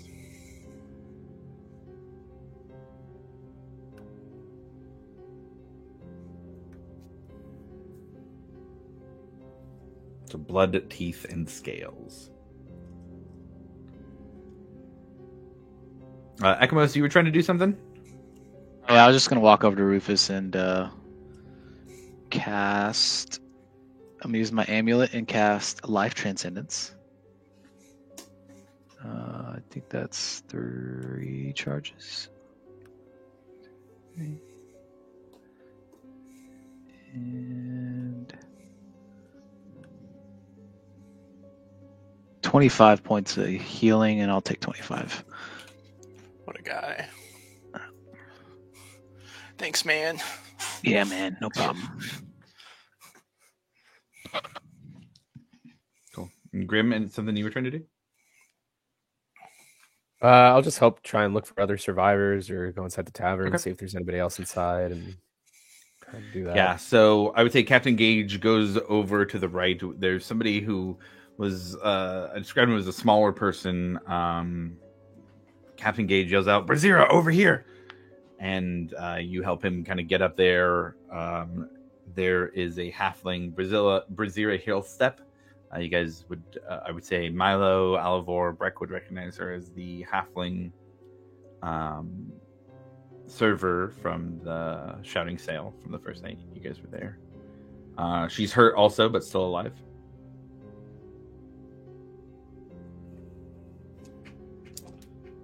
Captain Gage would start trying to stabilize her.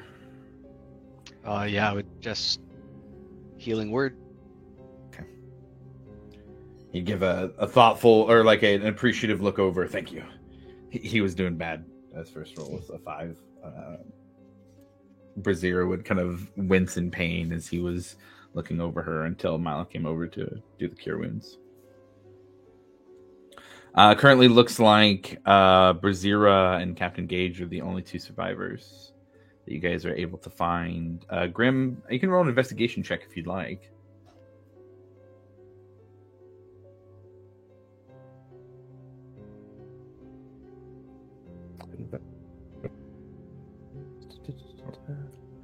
Uh, 18. 18. I would say you guys are able to find 7 dead bodies. And just these 2 left alive. It was a pretty destructive attack. They weren't really expecting it. The clawfoot raptors were also there picking things off. Mostly massacre.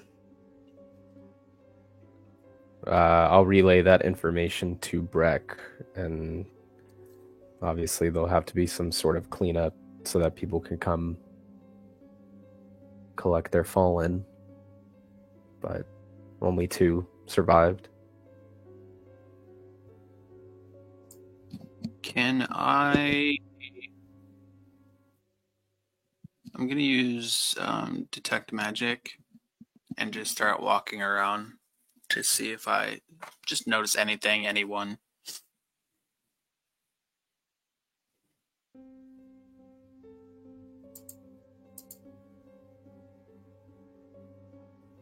Yeah, roll a perception check.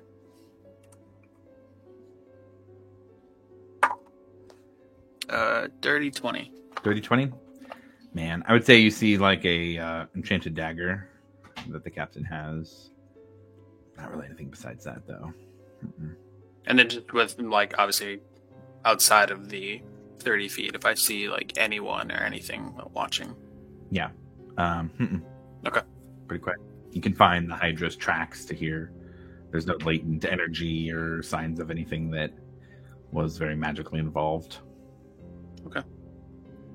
Brazira has a few components on her belt. But yeah, that's about it.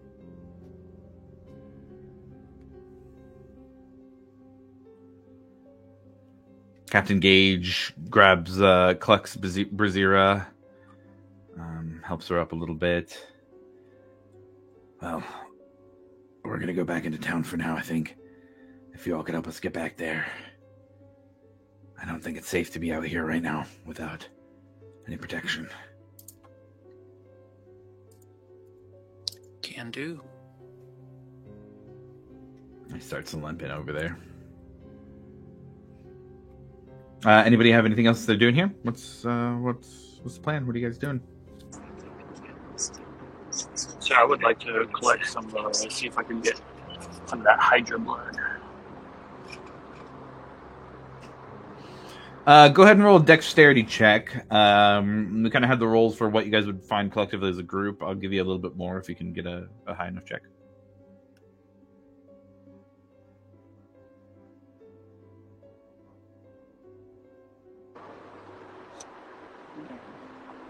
There's this. Ooh, 19. Okay, yeah, we'll give you another 4 vials of Hydra blood. Sweet.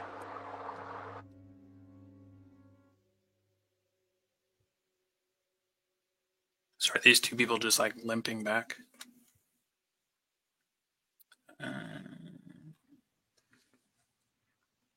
They're definitely not at death's door or anything, but they're pretty beat up. How far are we from the village? A couple miles. There's no reason for us not to head back now with them, right? Yeah, we should. Escort mission. Just to help, I guess. Does anybody know who that guy is? He seemed like... Does anybody know who he is? Because I have no idea who that is. I don't. He's the owner of the establishment. Pretty nice guy. Used to be the captain of that ship that sat on top. Do I recognize the ship at all, or any stories of it or anything check. at all? Here we go. Come on, history. 20, dirty 20. I would say, yeah. You had heard a story of the shouting squid disappearing off the sea and falling from the sky above the Zedney Fields. Weird story. Most people think it was just a branding tale to get people into the new tavern. Wait, Brett, because that's the ship that fell out of the sky. That ship, the same story of that ship. That's the ship. That's the one. Makes you wonder about all these fish that keep falling out of the sky, doesn't it? Oh my god! It's right there. It's like this whole time I thought it was just like a funny story, but it's right there. Oh my god! I have so many questions. We gotta escort him. I gotta ask him about his fine ship. I'm gonna go walk behind the bar and find an expensive bottle and take that with me. Roll a D100.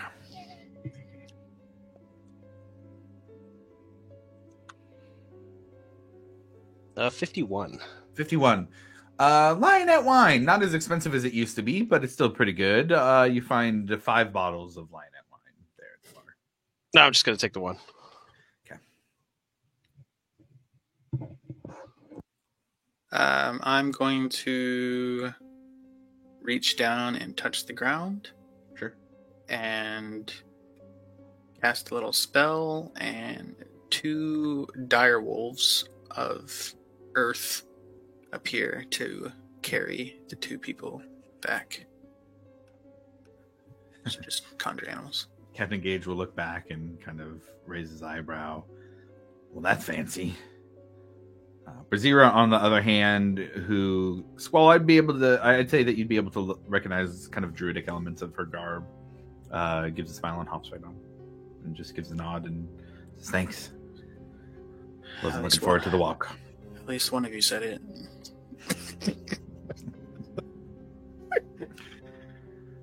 Captain Gage just gets on.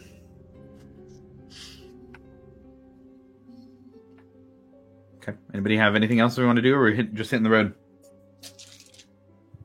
All right. Nothing heard. I think this is probably a good time to take a break then. Let's do 15 minutes. It is 3:07 Pacific.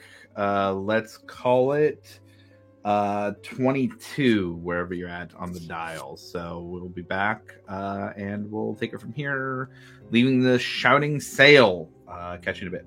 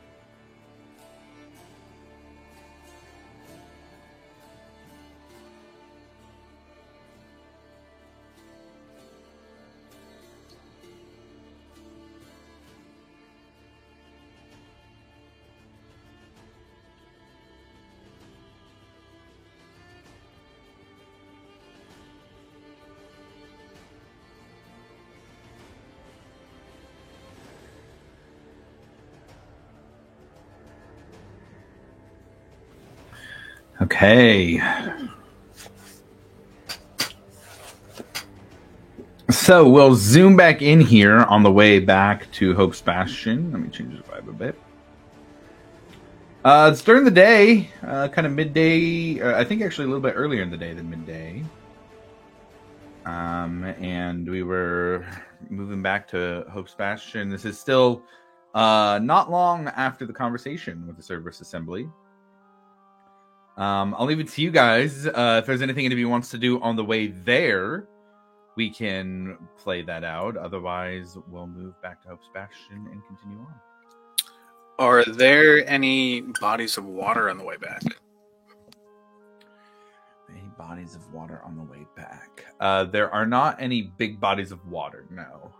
The closest would be outside of town, more than a few miles, you'd be looking at the closest river.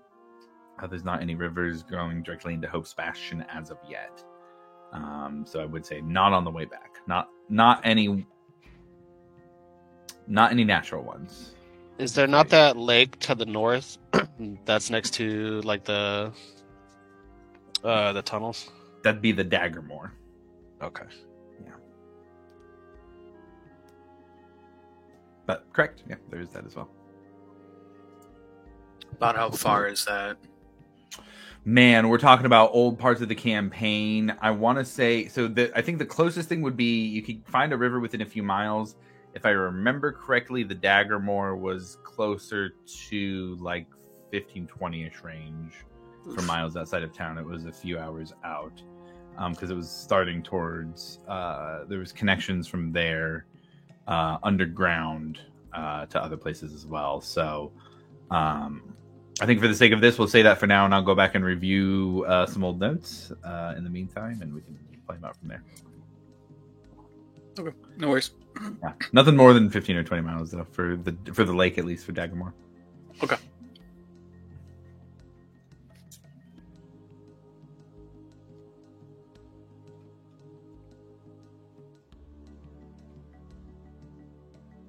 Okay. If nobody has anything, then the trip is made back to Hope's Bastion.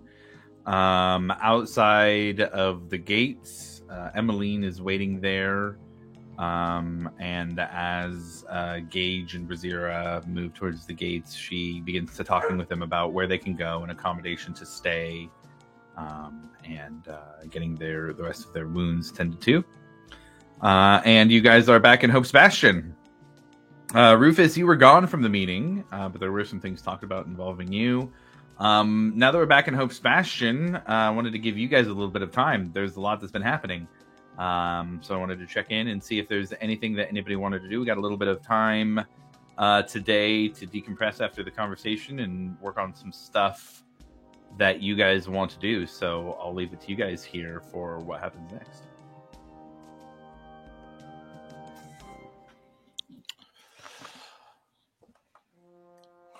I think Rufus is just kind of tired and beat the hell up, so I think he would just kind of go rest for a little while.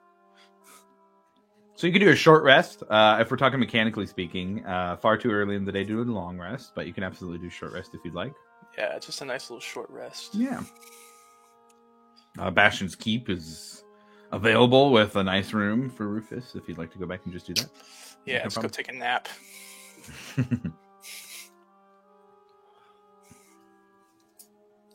I think Squall will head to the bathhouse. Okay, yeah, absolutely. Anybody going with Squall or Squall going solo? I think Alivor would join Squall. That sounds real nice. Wash off his Hydra blood. Okay. So Squall and Alivor make their way to the northwest side of town and find the familiar, or I guess new, it's new to you guys, but the front side of the Dragon's Dew bathhouse with Aki and Sunja. Just on the inside, it looks like Aki has a custom-made outfit that matches Aki's, and it's fit to the theme of the bathhouse. Plants growing everywhere, A lot of like perfumes and essential oils of different varieties that are really nice and comforting as you guys walk in. And Aki greets you guys as a former player character, so I don't want to roleplay too much as her. But she would warmly welcome you guys and lead you into one of the bathhouse areas. There's either individual areas or group ones, but you guys are free to use the bathhouse here and recover. Does it cost anything? I would say in this particular case, making a decision here for Aki would let you guys in for free this time. Okay. It is generally a 5 copper entrance that gets you good for 4 hours, but Bastion's watch gets special consideration. I think I'll go solo. Okay. I was gonna say Alivor would do the same. He'll just go get his own room and just use the bathhouse to decompress. Get some alone time. Absolutely. Both of you guys walk in, and the individual baths are all the rooms are very natural looking, and this looks like almost a natural hot spring in the room.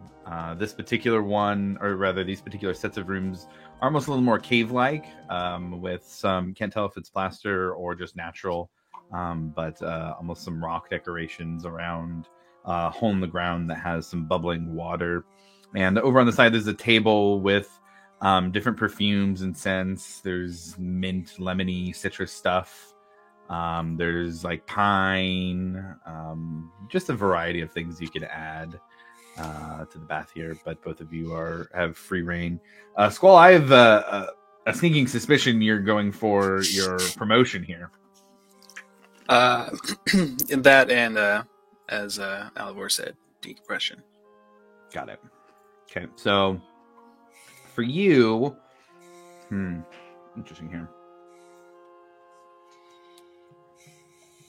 I guess I'd say go ahead and roll a religion check. I'm gonna change the vibe up a little bit too here. Wow. 21. 21, very nice. As you move into this room, you feel that warm breeze that often accompanies the presence of the Wild Mother on the material plane. And here, and you step in the water, and as you step into the water, is there any particular place in Squall's history or memory that is important to him in relation to the water?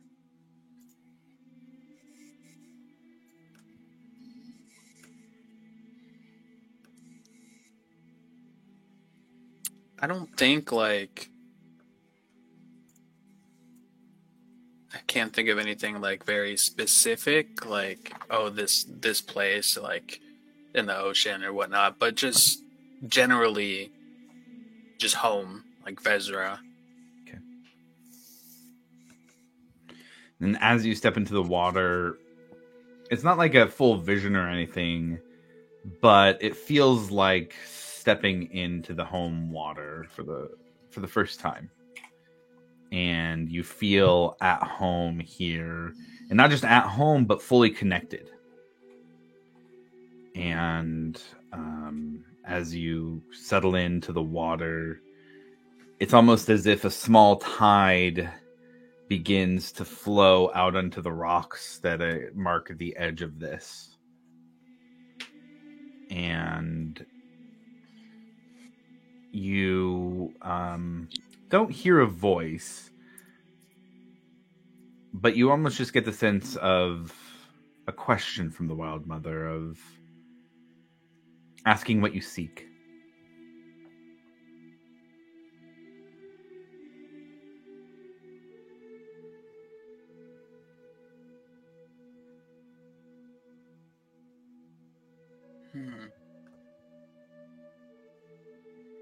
I mean, in this current instance, it's peace and safety for the companions and the village, but I guess overall, little bit of exploration and just kind of seeing the world and all of its wonders.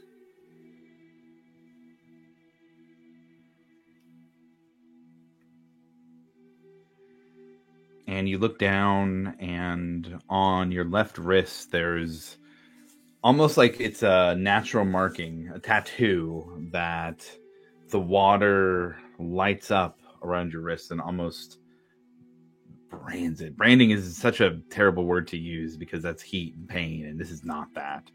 This is almost as if the water is doing its own version of branding that is nothing like the pain and burning that comes along with that normally. And you feel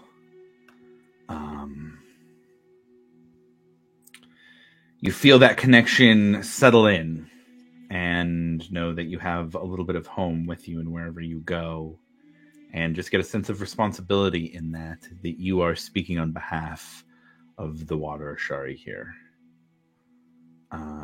And for the sake of this, you can add the skilled feat and pick proficiency in any 3 skills or tools of your choice.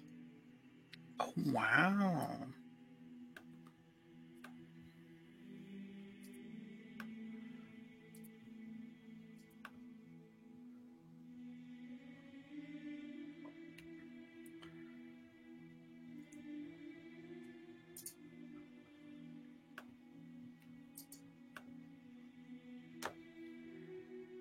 And you now have your official title of Tide Reacher. Dope. Anything else you want to do while you're in here? No, I think he's just gonna sink to the bottom and just kind of lay there for a while. Okay. Got it. Alvor, I want to ask you, what do you do here? You're trying to decompress, get the Hydra blood off you from the battle. But there's also been a lot of things that you've been taking in. The meeting before this involved talking about Gwei Ethneros and her execution. What are you doing here? I say, yeah, for this, just a little bit of decompression, but also trying to figure out what my next step is because of all that's coming up. And just, like I said, more introspective thinking, what do I do next? Roll me. I'll give you Arcana or Religion. Let's choose between the two there. We're gonna do Religion because I mean they're both the same. Oh, 23.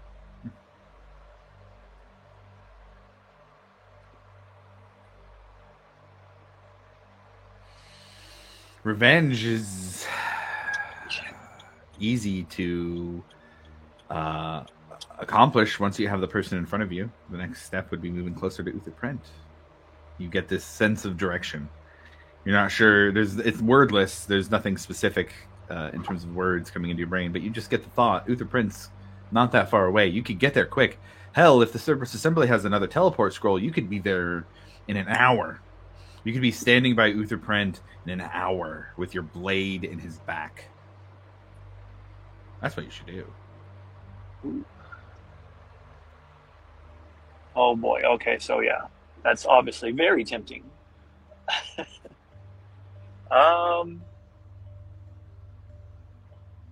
So yeah, of course that'll be the forefront, but then there'll be like just a small hint that like because of what happened last time, he'll have a little inkling of doubt as can I actually do this on my own? Because of, he got away from me the first time. Who's to say he won't try the same stuff again?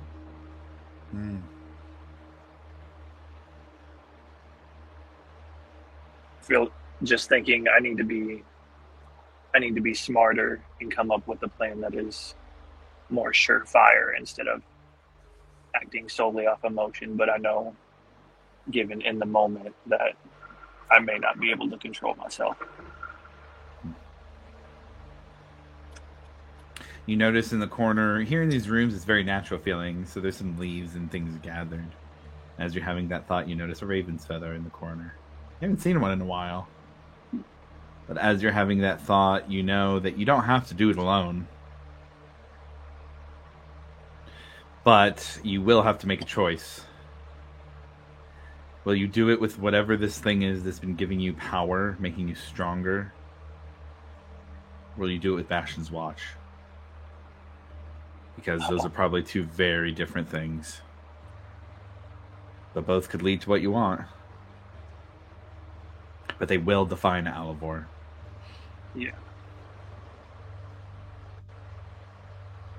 So yeah, I'd say that he would just sit there contemplating both options, trying to figure out what he really wants. Okay, got it. All right. That'd be the Squall and Alivor there at the bathhouse. We'll take it back to everybody else. You get back here to Hope's Bastion. What are you guys doing? Rufus, you went back to rest. You got Breck. We got Ekamos, Grim, Milo. What are you guys doing?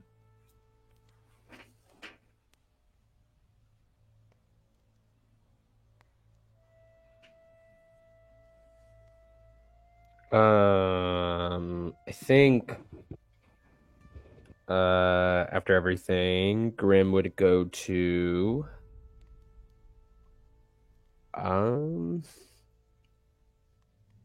he would go find Honor and kind of explain to her not only what just happened with the Hydra, but also give her the details of what he saw when he flew up to the sky and kind of recount the story and kind of just let her know, like, this is where I'm at and I don't know what the fuck is happening.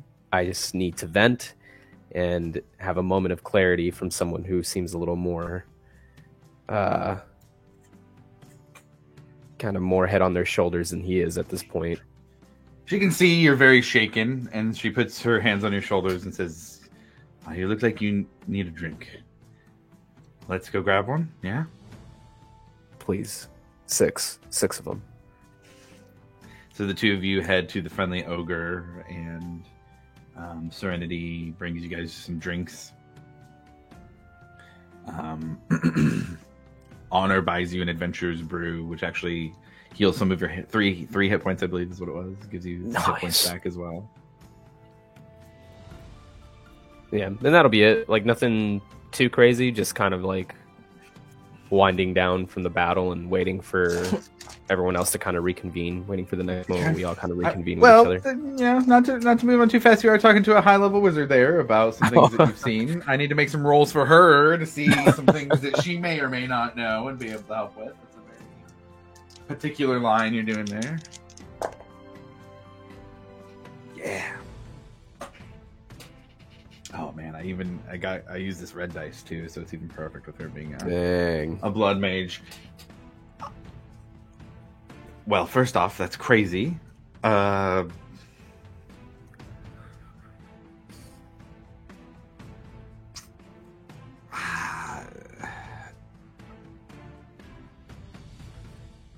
don't even know what to think about that. That is... I mean, it has to be related to the floating cities of the Age of Arcanum, no? Yeah, I mean, I guess so.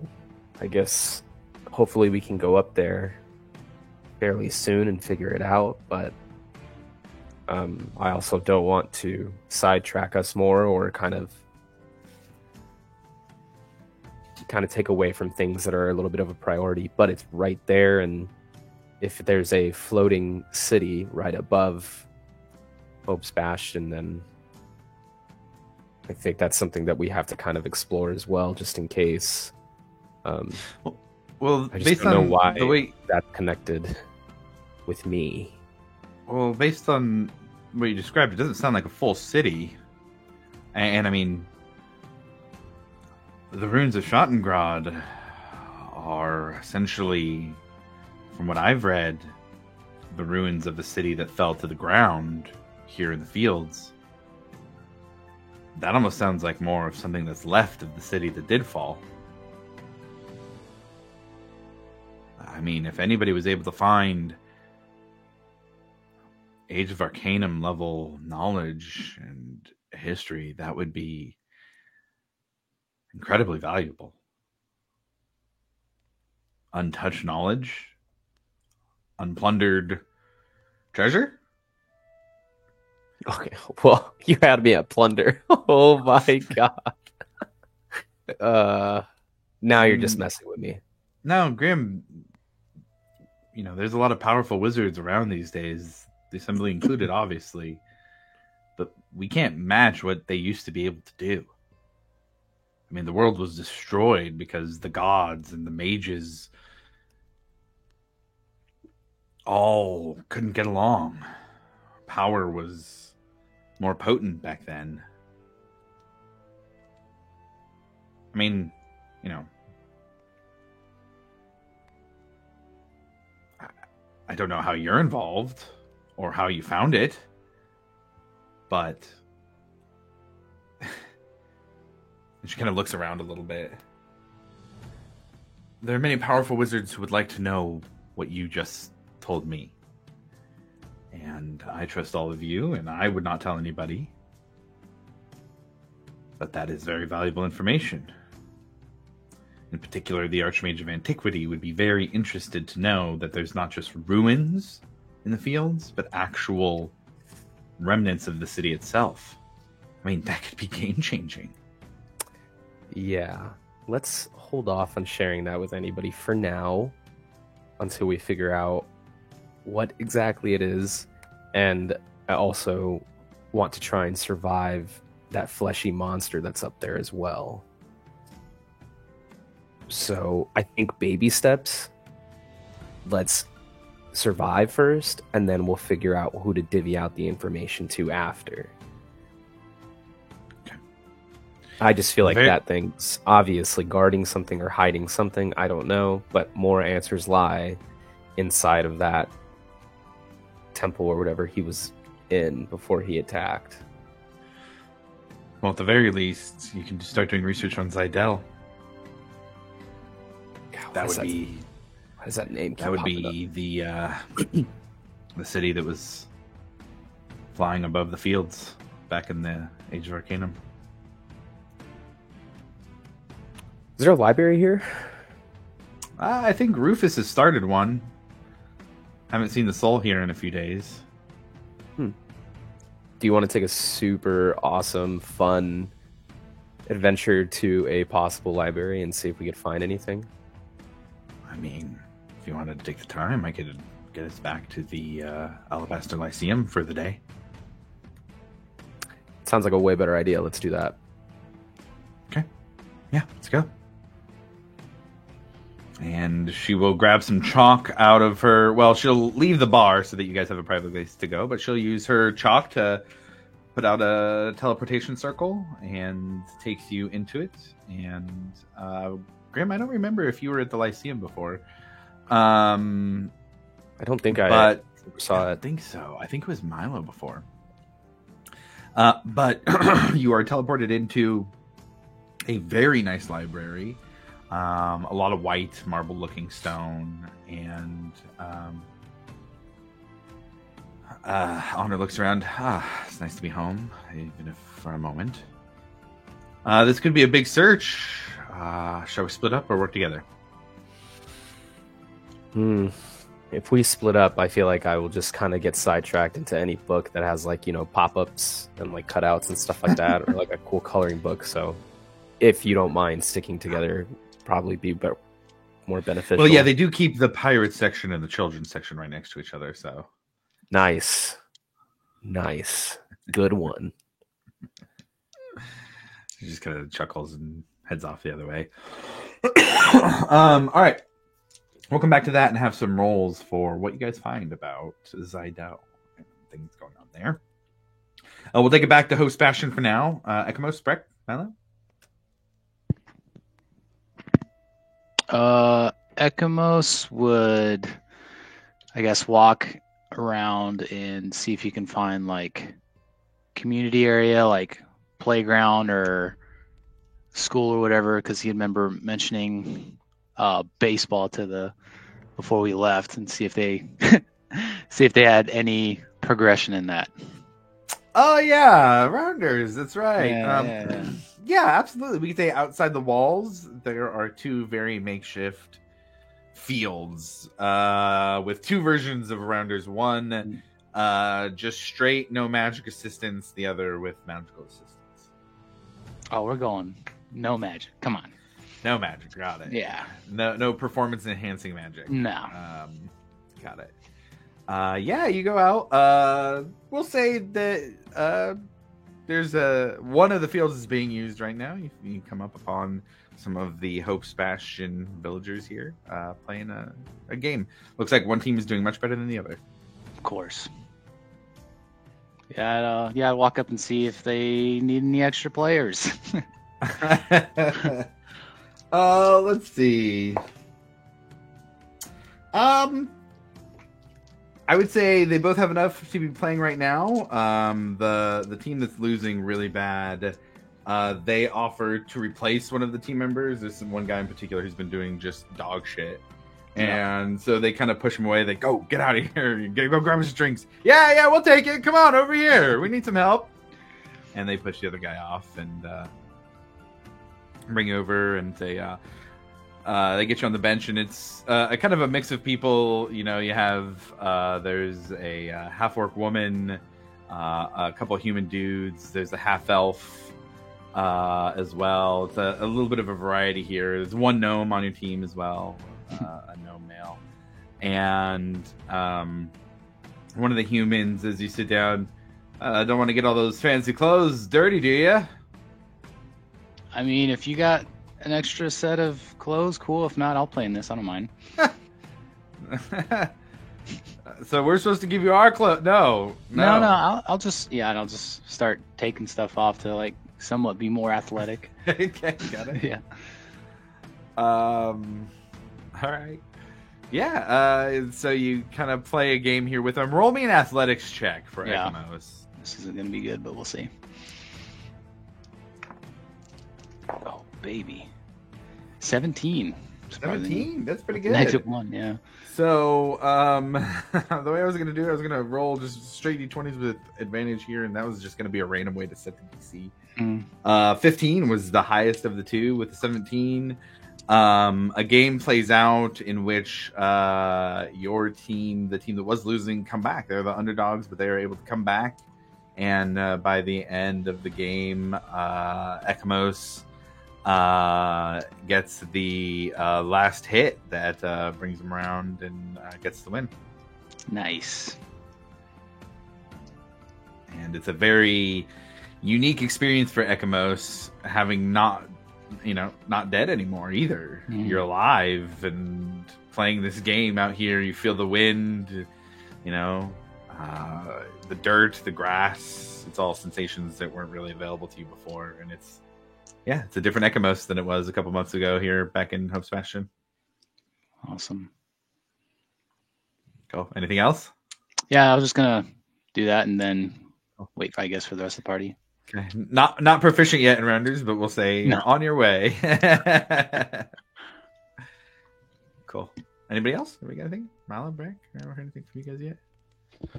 How long would it take me to get to the tunnels that the Cobalt Soul's at? Oh, that's a good question. I think Milo, if I remember correctly, we had talked about going in the Sanctum, right? For where you were sending them?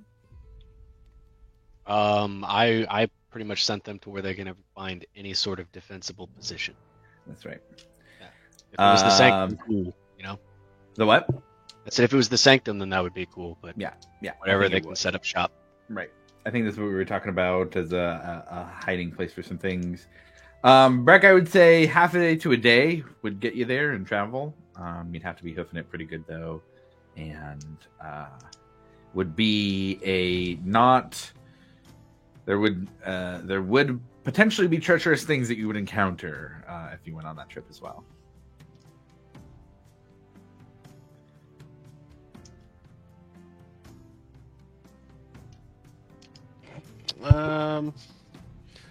I'll hold off on that for now, but I would like to meet with Milo. Yeah, absolutely. We'll say that before you guys do anything separately, that you could grab Milo and choose a place to go meet, and I'll leave it to you guys from there. Starosta, I would like to meet somewhere in private, if that's all right with you. Yes, sir. Lead the way. We're gonna go to your fancy room. Oh man, you're not gonna take anything. No, you're good. I already have this bottle I took from the bar earlier. Oh, that looks nice. It's a nice one.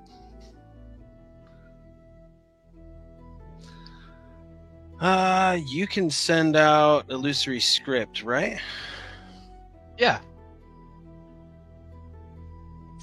And then I'm gonna go ahead and just cast Private Sanctum over the room from my ring. I might as well just do it now, you know? Not that you're gonna say anything like secrets or something like that, but yeah, we can say you guys are in Milo's room and Private Sanctum has been cast. Have we decided what we're gonna do about the elf captive? We have not. You talking about Alivor's friend, or? Yeah, I believe we're moving the execution here. Yeah. That's what they were saying. I was wondering if he was going to say something, or I feel like we should talk about that. Well, just to prepare for it, I was hoping I could send a message with your illusory script to a friend of mine named Venture. Yeah, do you want to send the illusory script, or you just want to send, like, maybe a message spell, like sending? Which I think I can do at least once right now. Got an energy for one. Yeah, that's probably a better idea. It'd probably be faster. As long, I mean, if you can get it down to 25 words, how much are you planning on talking? Not much.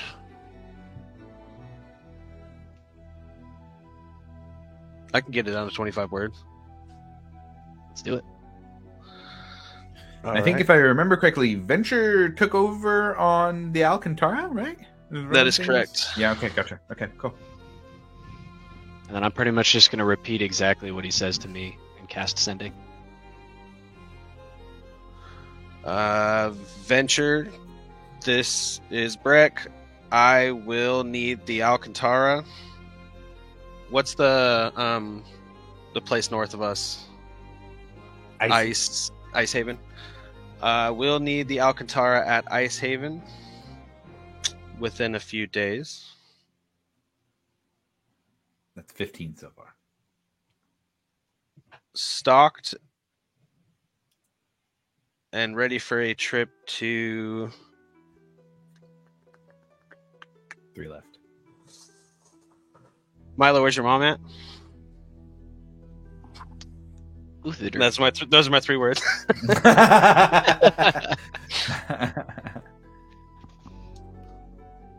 Yeah, I would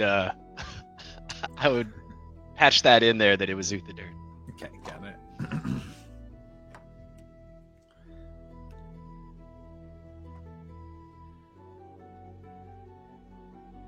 Let me check something here.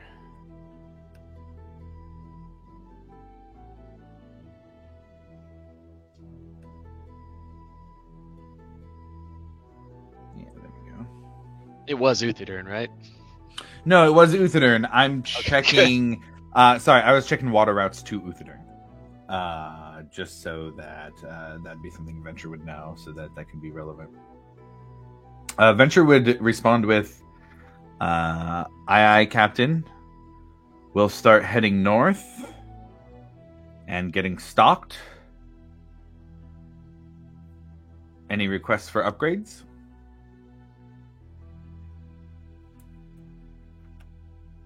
I would repeat that back to Breck, but sorry, man, I can't send any other messages back to him. So upgrades, you're gonna have to wait until tomorrow morning, maybe.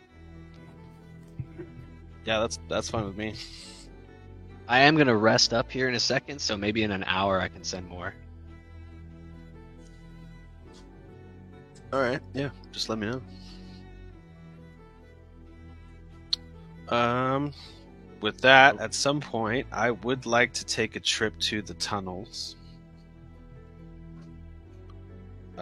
In the near future, but I don't think I should go alone. Are you talking about the kind of going in and finding out where the Cobalt Soul are? Yeah. Yeah, I think there's a couple questions we might need to be asking them as well soon. I'd be down to go with you. Sweet. Should we gather everybody up for that, or? Let's say let's give everybody just a little bit of time to rest, and then rally everybody up, maybe, or do you want to wait maybe till tomorrow morning or something like that, or?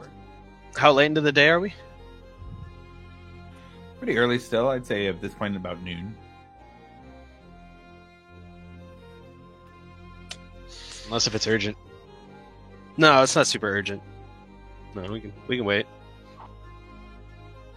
I mean, the Hydra was exhausting. I'm actually doing pretty well. I was hoping to go kick somebody's ass. Yeah, sorry about that. You're right about to hit it, and No, it disappeared. Yeah. Then I got hit with the stinking cloud. That part wasn't me.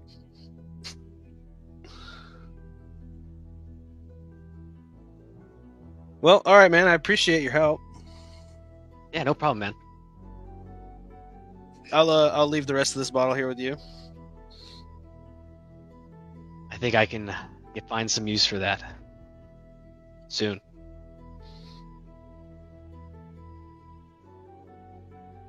And then I will head out. Okay. I think Milo's going to take advantage of that short rest and then Arcane Recover. Okay. Easy enough.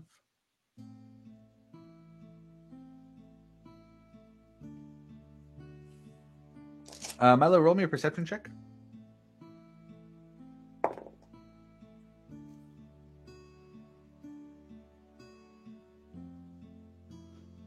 $12. Okay. Beck leaves. You're looking around. Turn back and look. Bottle of wine's gone. But you do hear kind of a little bit of a wobbly cup on the table. What the hell?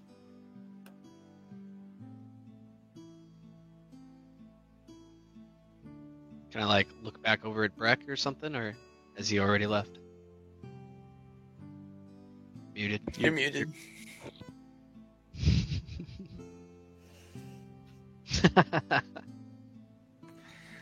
There's you hear a just very light. I see the door open just a crack. If you look over towards where Breck was, you could go roll another perception check if you wanted to get up and look. Kind of follow. Yeah.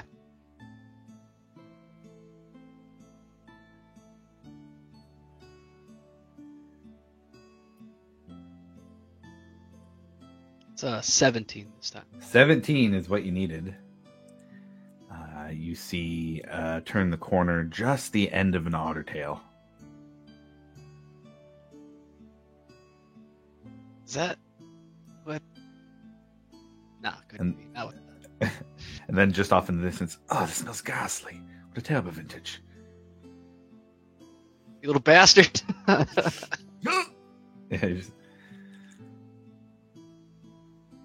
People keep stealing my stuff. Close the door, lock it with force.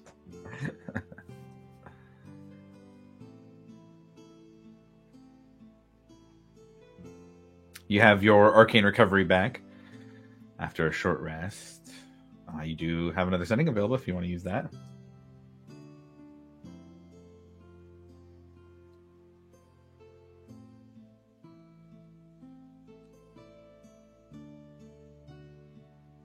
Yeah, I'm going to go ahead and finish up the message back to... Well, did Breck didn't tell me anything about that, though? No. No, I'm good. Okay. Doesn't hurt to have a third level slot around. Rufus, after your short rest, you'd hear a knock at your door.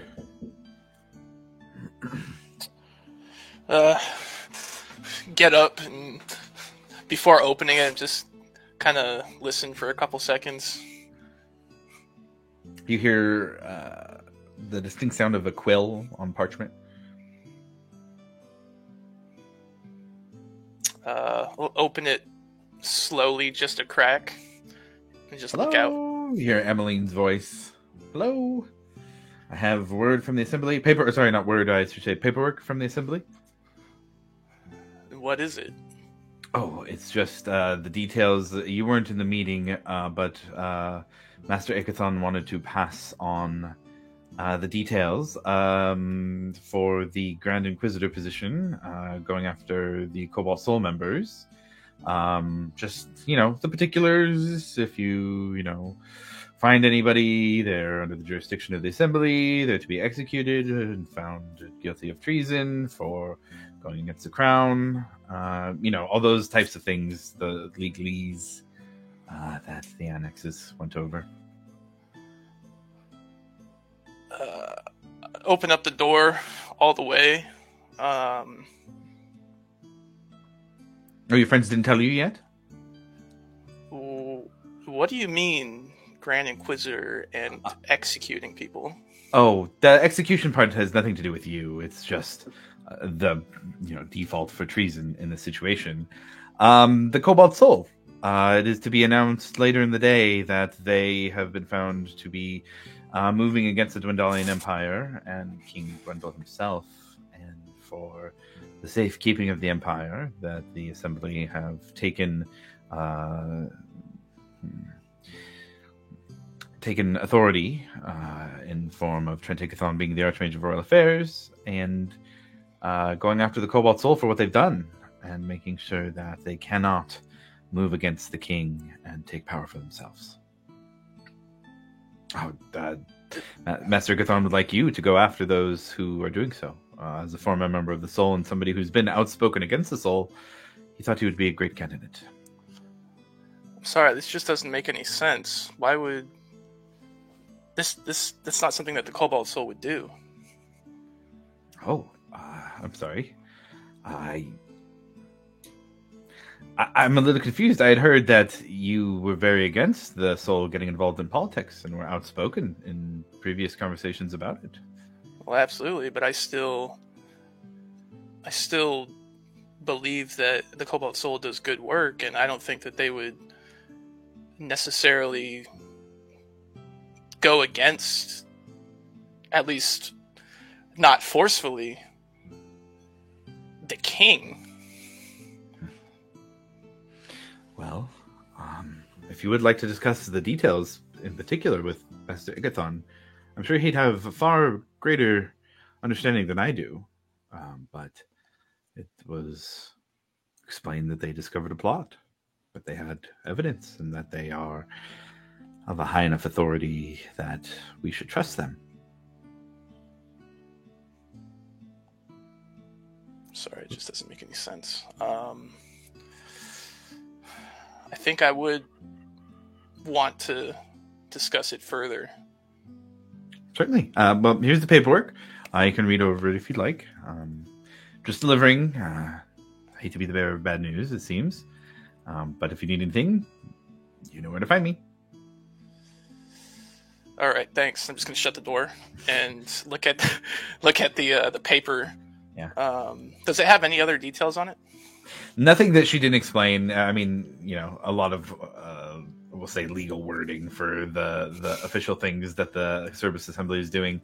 That the Archmage of Royal Affairs is a new position within the Assembly that's been created. Trent Ikathon, with his experience, is a part of that. It does say in here specifically, I would say, I don't know if you guys have the specific information, that along with this discovery of treason from the Cobalt Soul, it was found that they framed Trent Ikathon and that his imprisonment by them was part of this plan to remove a safeguard in the Empire that was standing in the way of the king. And that the Cobalt Soul now, essentially, if there's a level of punishments that would happen. If there was a low-level member of the Cobalt Soul who was found and they give up information on higher-ranking members, then they are hit with a 30-day sentence in jail, and then they can be released and move on. So long as they renounce the Cobalt Soul and agree to never be a part of the organization again and give any information to the Grand Inquisitor or any Inquisitors beneath him. Higher-ranking members, it starts with imprisonment for basically indefinite until the extent of the crimes of the Cobalt Soul are explored, and individuals are assigned to actions that the Soul are taking. High-ranking members to be executed within a week of arrest and charged with high treason against the Dwendalian Empire. Jesus Christ.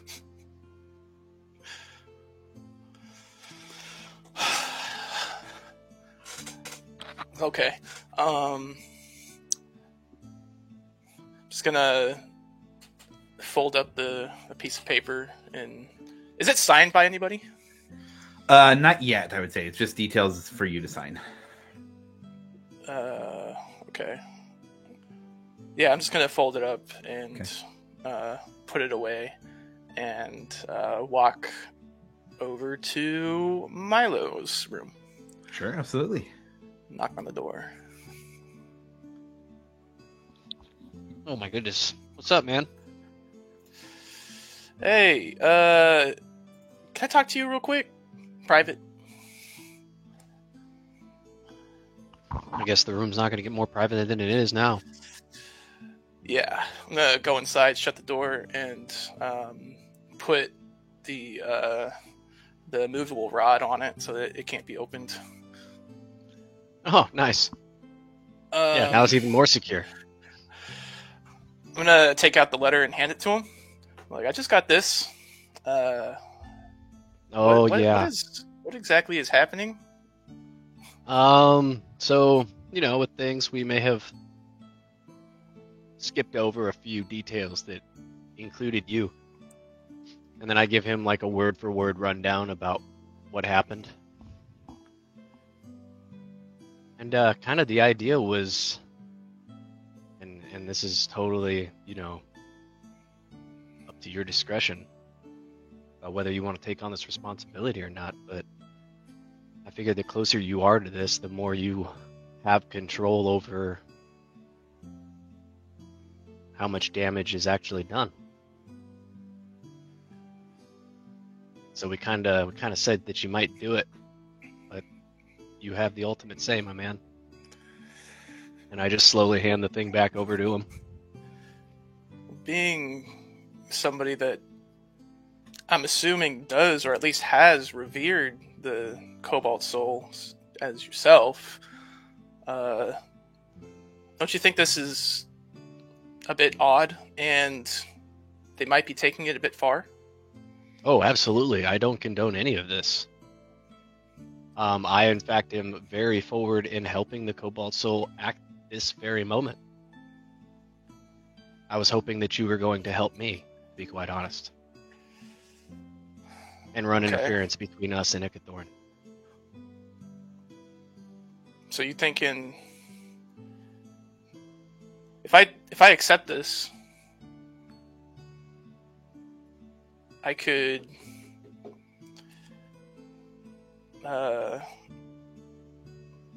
I guess keep the Cobalt Soul, like their whereabouts, unknown?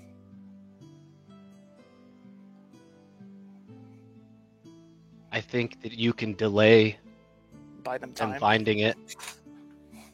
I think that maybe we don't tell you specifically where that location is. Plausible deniability. There are ways to get into people's heads. You've seen that yourself. And I do think that you and Ekimos both are going to be faced with some very difficult decisions that you might have to make. And for the greater good, per se? Yeah. Is that something that you're prepared for? Well,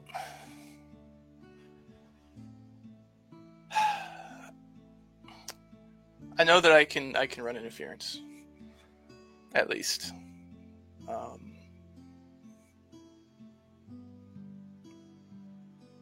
I need to get more details on it, though. I might need to talk to him directly to see if I can get any more information before I accept something like this. The Trent? Yep. Milo just smiles at him. Do you want company, or how would you want to go about doing that? We could make it a formal meeting, even, if you want. Yeah, sure. Or you could just go find the man. I mean, I'm sure he's walking around here somewhere. I think it would be best to have it formal and not just out, you know. I will send a note to Emil, and then she can set it up. All right, sounds good. And I appreciate it. This is very abrupt. I know, man, and I apologize putting you into this situation. I feel like it was kind of unfair. And I know I have my own opinions about the Cobalt Soul, but this is kind of exactly the reason that I left. Things like this.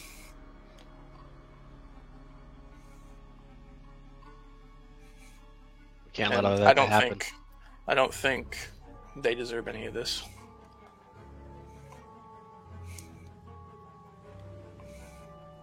Yeah, man, I agree. I don't think we can allow any of this to happen. All right, well, I'm gonna go take a walk. You have a lot to think about. Yep. Thank you, Rufus. Thank you.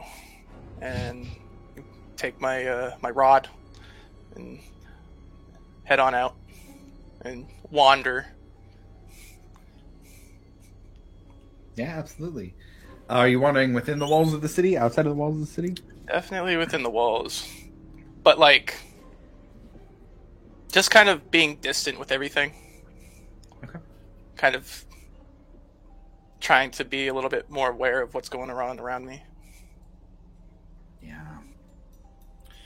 From where you're at Bastion's Keep, you start walking around. There's a temple to Bahamut off to your left, and it's so much more energy here in town. So many more people than there was when you were here previously. It feels lived in, even though it's only been like this for a while.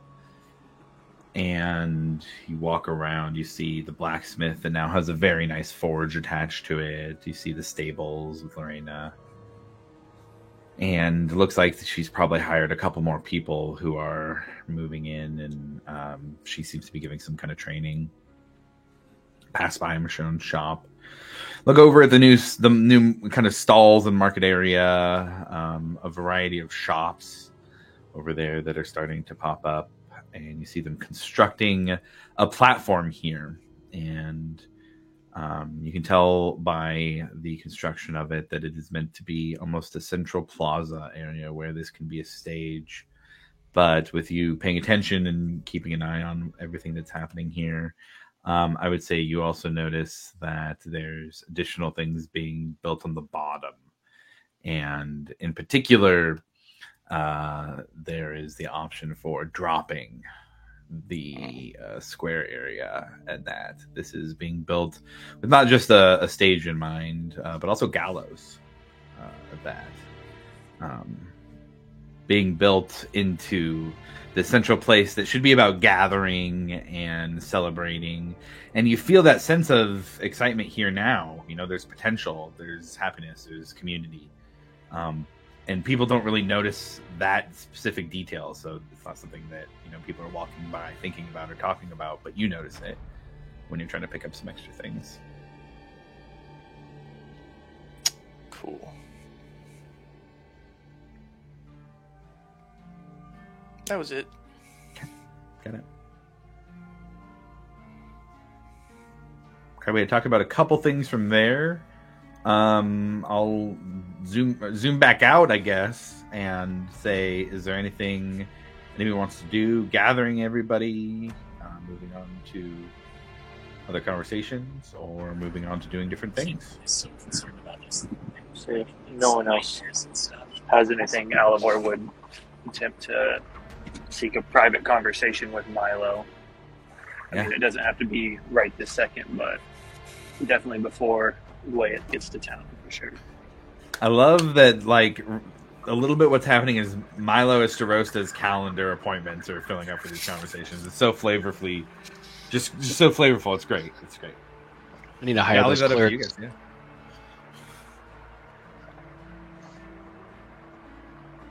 Yeah, I open up the door.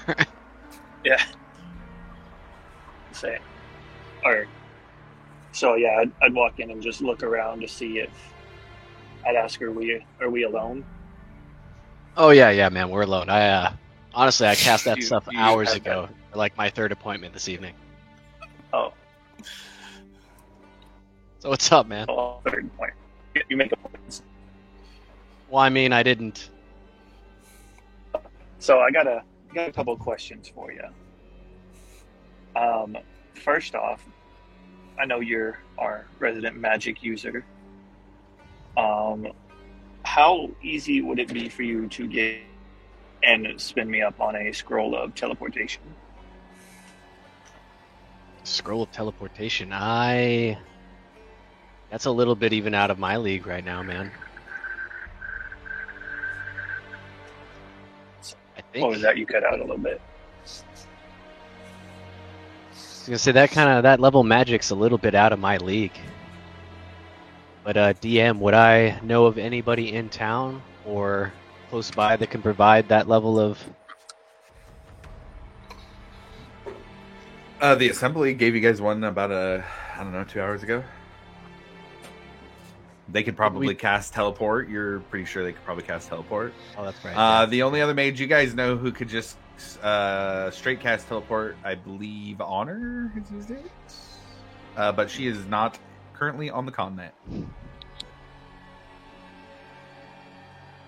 Yeah, that's a little bit above my level, but I think that there's a couple people, including Honor, nearby that can cast it.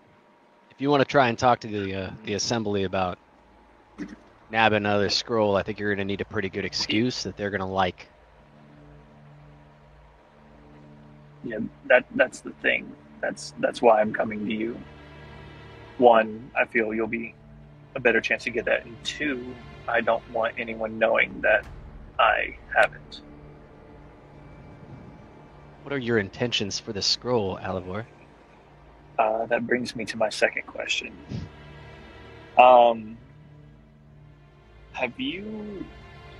Question for DM. I know about the Order of the Black Rose, and do I know that Milo also knows about the Order of the Black Rose? Or, yeah, do I know if Milo knows? Correct me if I'm wrong, Kev. He was at the thing. Yeah, I was going to say, the Order showed up to do the gem breaking, and Alivor was there, Yeah. so I think He was so. one of the people that tagged along. Yeah. Perfect. All right, so yeah, that brings me to my second question. I either potentially would like to have a conversation with your mother or another ranking person of the Order of the Black Rose. Well, it just so happens that I woke up from my nap and I can send a spell if you need. can either be to it would probably be best just coming from me going to my mother. But if you can break it down in 25 words, let's go. Yeah, I don't know if I can. The thing is I think my mother might have been a part of the order, but I'm not for certain. Oh, man. And I need to talk to somebody about that. Okay, yeah, I mean, I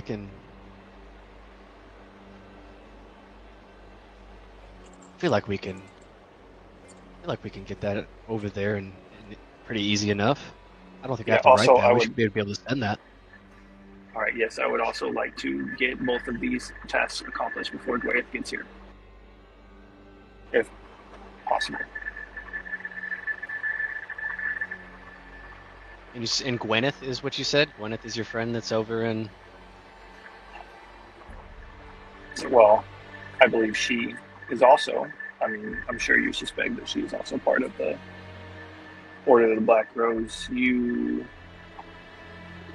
weren't at the dinner that night, but she also attempted to attack Uther Print.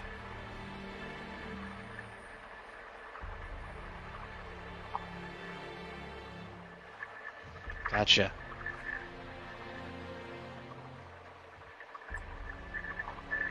I cannot let her take the fall for me.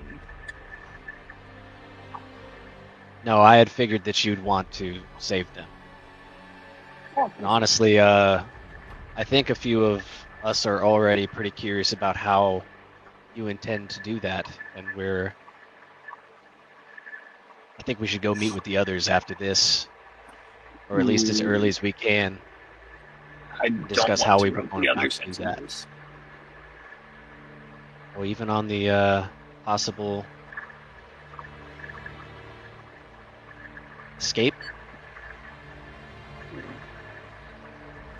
See, the thing is I don't want to bring any more heat to the town as we experienced before. So the less that I can involve all of you guys, the better. I can understand that to an extent, but I think you should at least tell the others. Who knows? You know, one of them might be able to add some sort of value to the situation.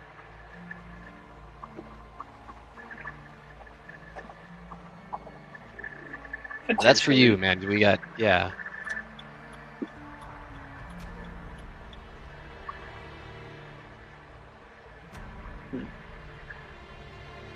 Yeah, so, have you met my mother?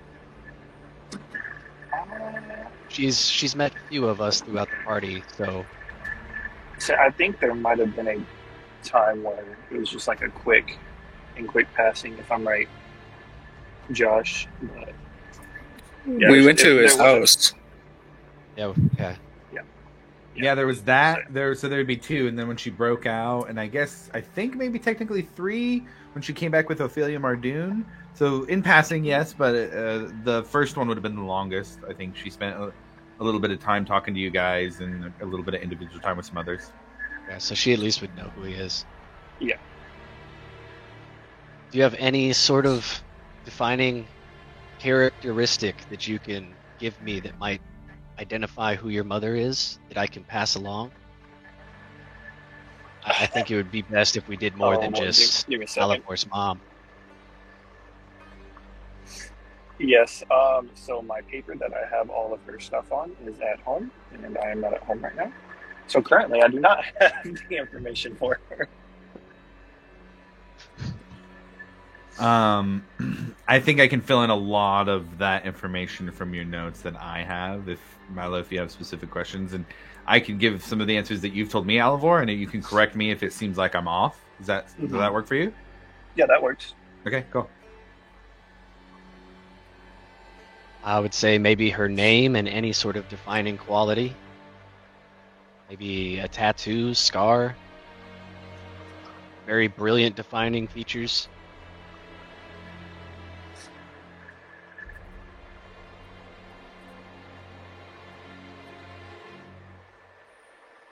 So for you, Alvor would have to have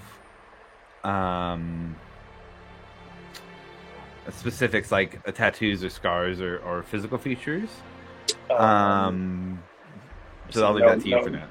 Yeah, no tattoos or scars. Her name was Mia Rieth Relstein. Mia Rieth? Mia Rieth. Like Ryath? Miarieth. RIA. She's beautiful.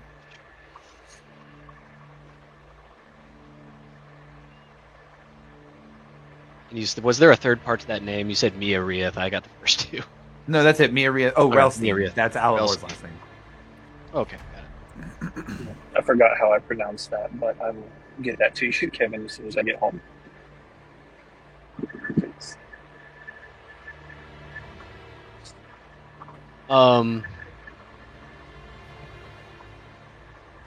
Okay.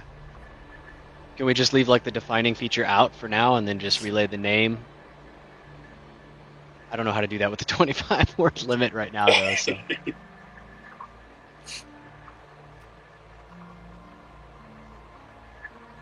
I'd say really what I would be looking for is pretty much her connection and any sort of, I guess, information possible. And that at some point in time I would like to have a meeting to discuss with her my plans. However you can fit that in 25 words.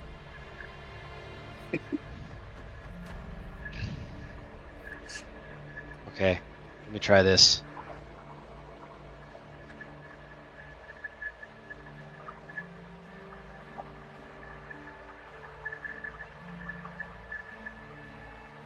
Mother, need to meet when possible. Alivor's mother, Mia Rieth Relstein.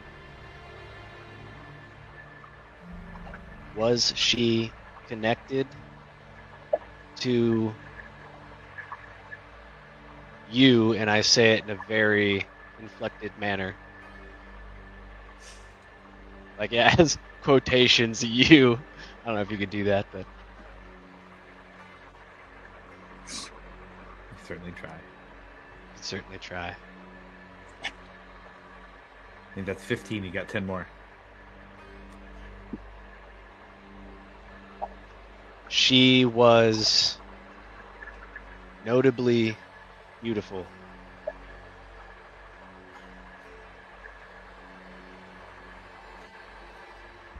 Alivor is concerned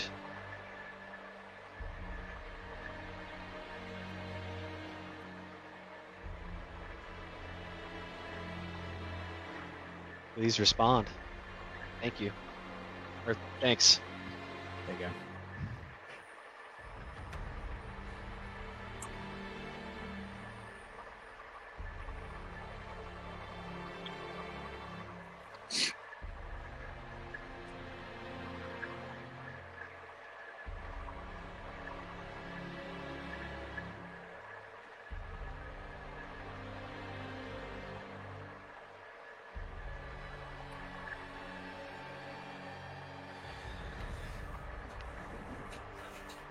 Your mother's voice comes into your head after a couple of minutes and says, Mia was connected to the Black Rose.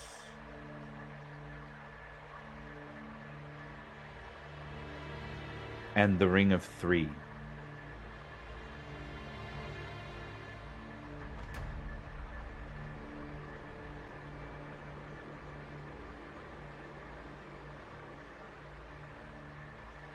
She was executed for working with us.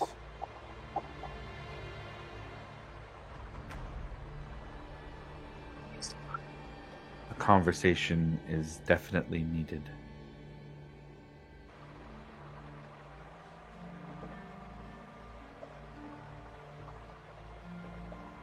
another casting would happen.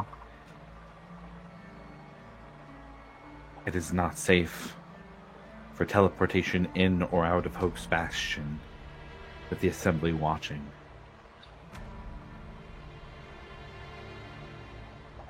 You must keep safe under Ikathon's eye.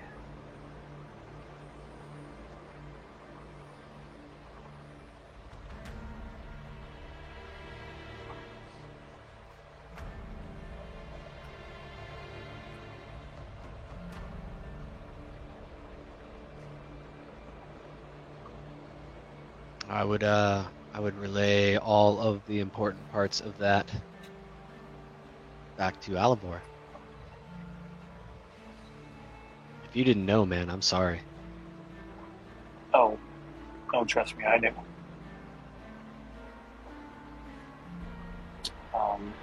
And then you'd see I'd kind of be a little, not really upset, just kind of like disappointed about the whole teleportation magic out there. And then I'd just be like, I gotta find another way then. And then I'd be like, well, if you hear anything else from your mother about that meeting, please let me know as soon as possible. And like I said, I would like to keep as many of our group members out of this as possible. Okay, man. You have my word.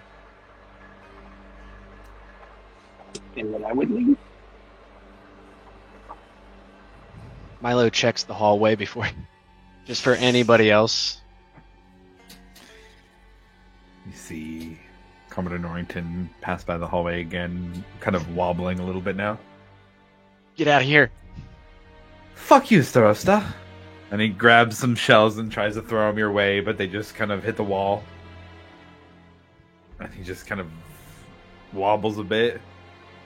Got any more of that wine? No, man, I've taken it all. Well, then fuck you! And he just keeps moving. Yeah.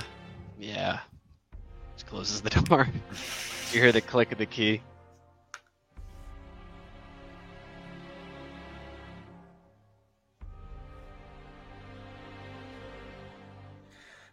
Grim was with Honor doing some library research. Go ahead and roll me an investigation check. I'm going to roll one for Honor as well.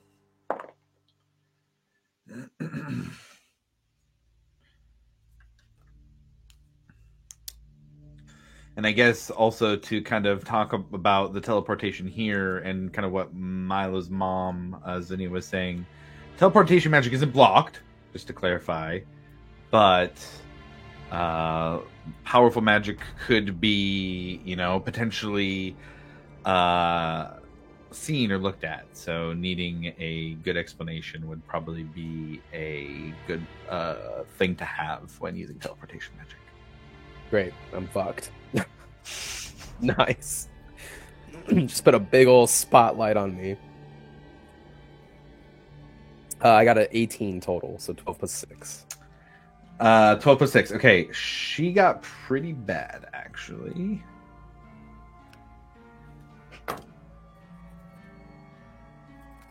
Which is kind of a bummer.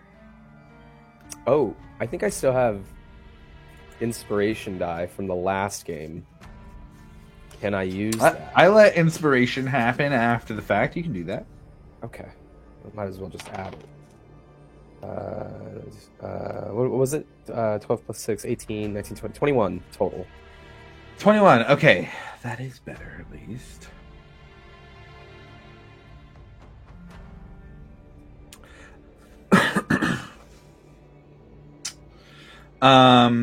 You look up the Age of Arcanum and specifically looking for details of the floating cities of Zidel, or the Society of Zidel, and find mention of Zemniaz.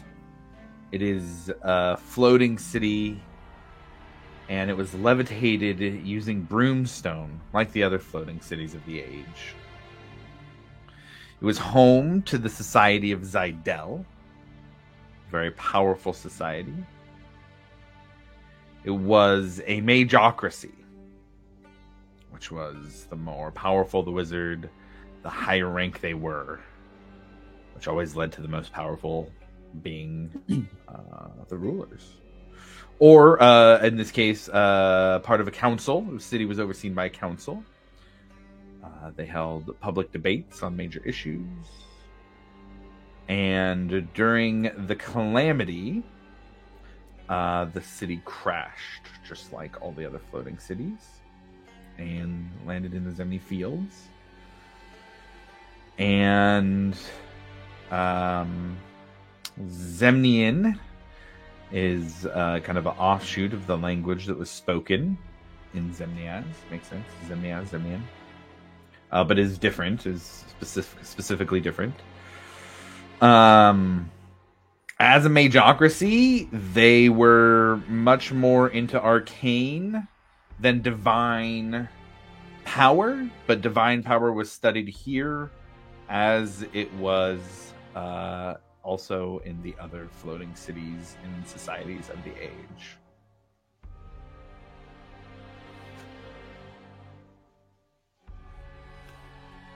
I would say that would be, unless you had any other particular question or thing you were looking for, that would be what you find about in your search here at the Alabaster Lyceum. No. I mean, no, I have nothing particular to look for, so I'm good. I would say Honor would ask, after reading through some of the stuff, what do you think? Avalir, Aor, Zemniaz, all these cities that fell. Well, I know I've heard the city of Zidel many times over. Could have some more clues as to, or like information about Zidel could have more clues. That seems to keep popping up every time I try to do research on this stuff. I think it's interesting. Somehow everything is connected to some of these major cities that are super old, but I don't really have any working theories right now.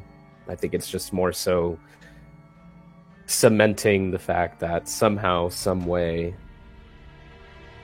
whatever has been given to me has been given since the time of these cities were existing and flowing, and that scares me because just a year ago I was just swimming in the ocean looking for buried treasure somewhere, and now I'm unraveling pieces of information that could lead back to where I'm from, and who knows past that.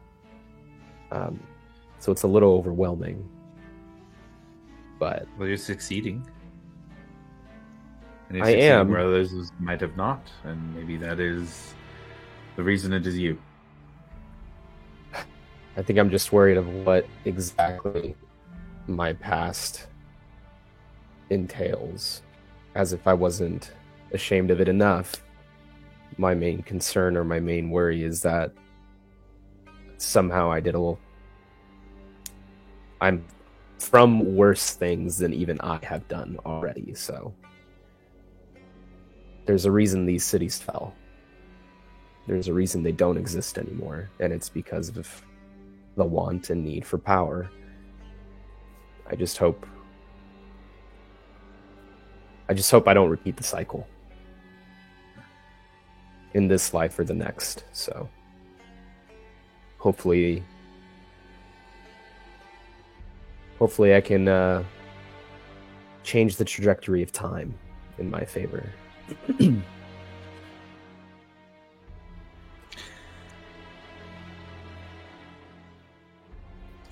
Changing time might take a time wizard, but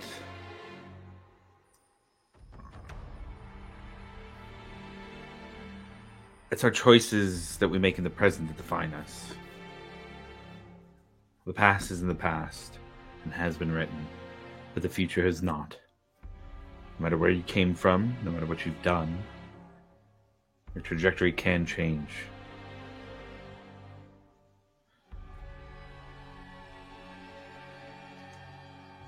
I mean, you use the potential of time and other realities to manifest different versions of yourself. I think nobody else would be better suited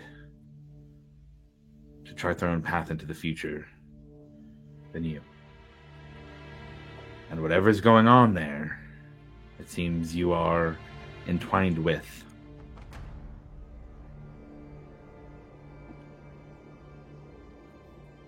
But you still get to make the choices about how you move forward either way.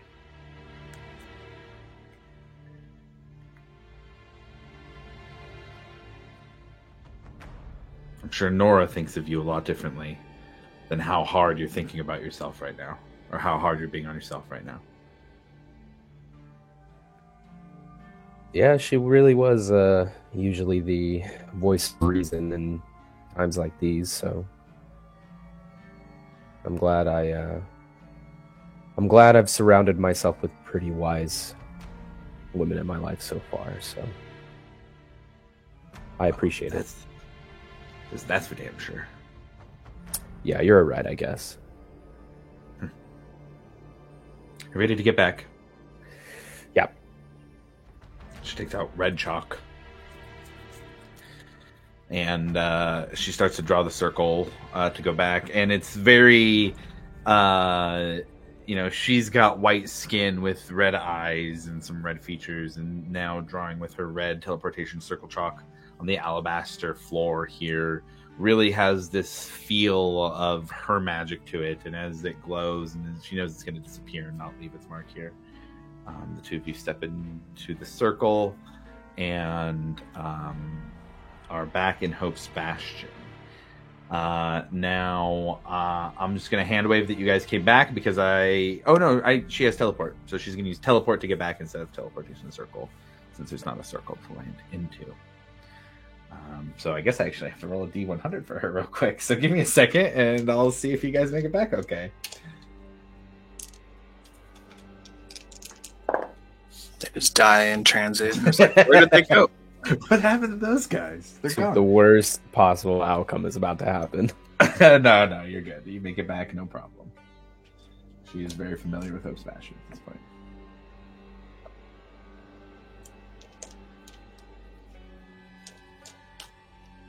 Okay. There were some talks of the group gathering together. Do we want to just kind of shortcut and do that? Okay.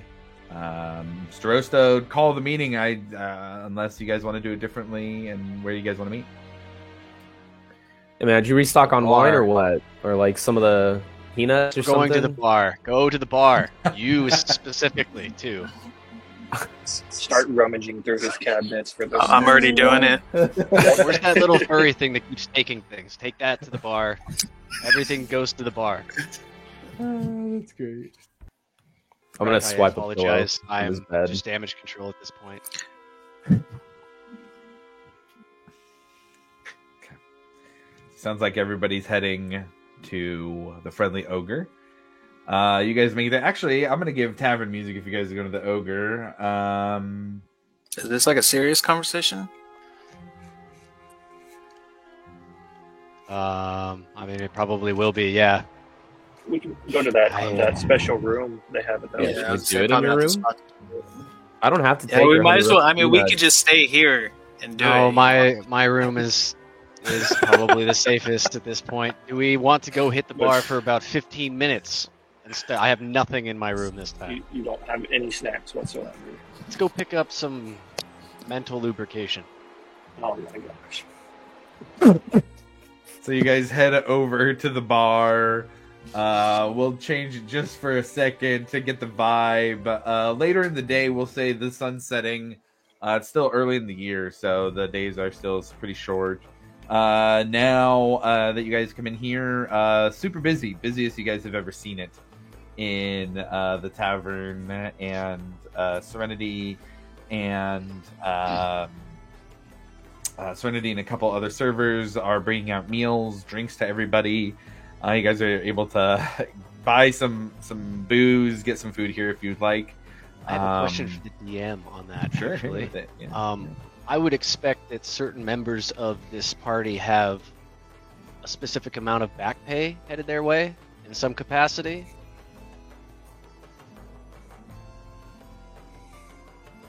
Are you talking about Breck?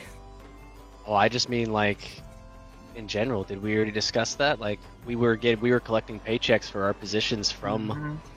Oh, that's from right. Rex's Yes. room. I see. I get what you're saying. Where's Okay. my I thought about income at the bar, and we do have income at the bar for Breck as well. I assume somebody, maybe Rufus's contract that he was handed over, probably has a dollar sign attached to it somewhere. But Yes. Wasn't it like 150 or something? Oh man, see, my instinct was like 25 for everybody else and 50 for Starosta, but it could definitely be higher because I don't remember that specifically. So if anybody has the notes, I'll default to your notes. Otherwise, I'll have to look outside of the game and figure it out. I do not have that readily available right now. I was gonna say just right now, I was gonna pull that out and distribute it. Let's see. Man, But it yeah, could just that would be have X been amount an of- old one. Yeah, I was not prepared for that question. I'll have to go back and research. If you want, we can say that whatever you guys spend, I can take that out of whatever that pot is, and then we can distribute from there. If you want to do that, if you're trying to use that money for sure tonight. Absolutely, because that's the only You guys money want I'll to have. take it out of your back pay? Because we do have that coming. Yes, you do. And did I hear back pay for the bar? Yeah, oh yeah, you've been making money, dude. You're going at this bar, and they're doing a ton of business. So yours is going to be like way more than everybody else's. Nice. So I'll have that outside of game as well. So you guys are able to order a variety of drinks. In particular, there's Lionette wine here as well. There's Tross, just basic Tross mulled ales. There's like a green liquor, a ton of stuff. Food, there's a variety of food from, nicer stuff. There's probably double the menu that there was from when you guys had been here before. I'll let you guys stock up. It's not going to be a ton, no more than a gold each for everybody. Then that's if you're getting the nicest stuff or full bottles of stuff.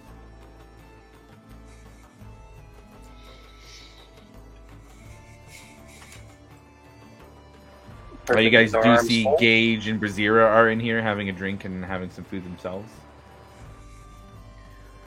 Milo, do you want me to pick up any specific snacks for your room? Like maybe, I don't know, chocolate-covered pretzels? And I think at this point it's probably quantity over quality. But yeah, I'm gonna go check on Captain Gage just to see if they're all right. Just real quick, I'll be right back. I'm gonna stick my hand in every peanut bowl and just carry those with me to his room. Just a handful of peanuts from every bar table.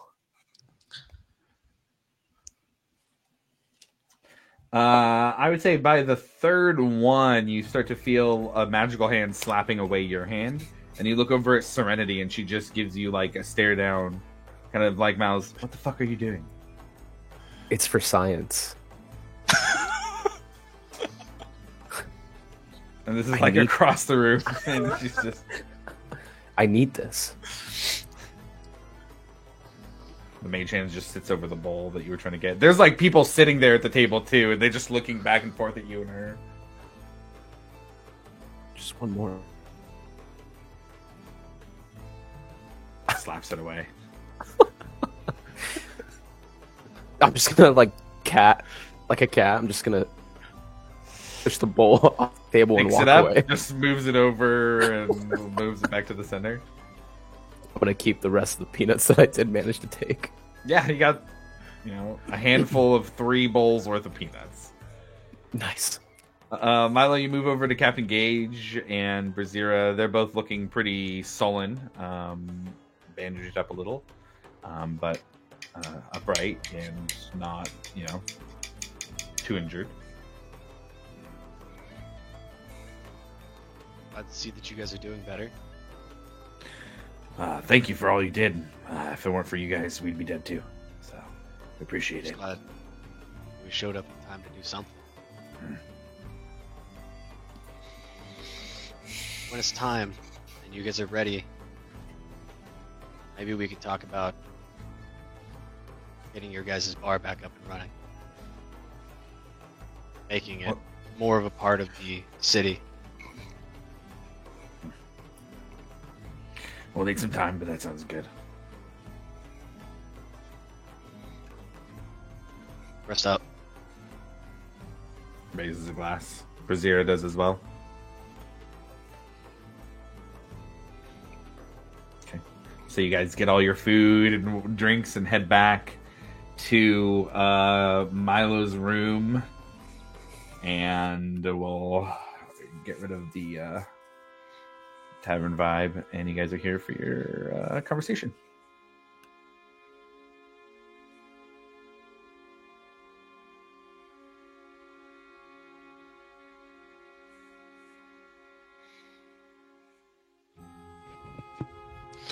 I'll be moving the Alcantara north, and it is stocked up, ready to go on a trip to Uthadern.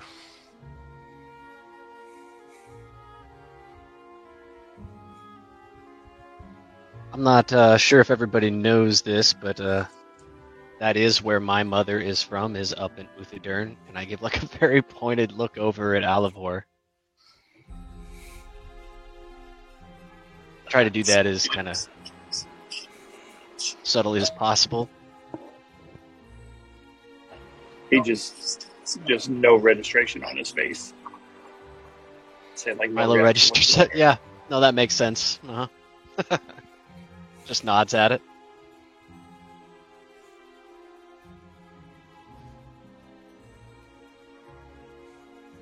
What do you guys think should be the next few steps for us? Well,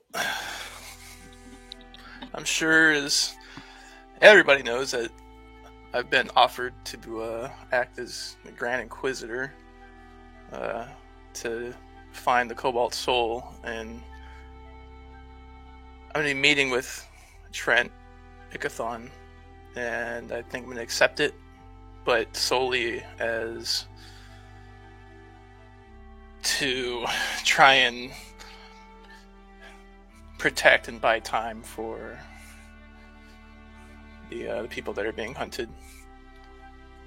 And when I do accept it, I'm going to need everybody to kind of censor their information that they talk about around me when it involves things like that. If you guys have to have those conversations, exclude me.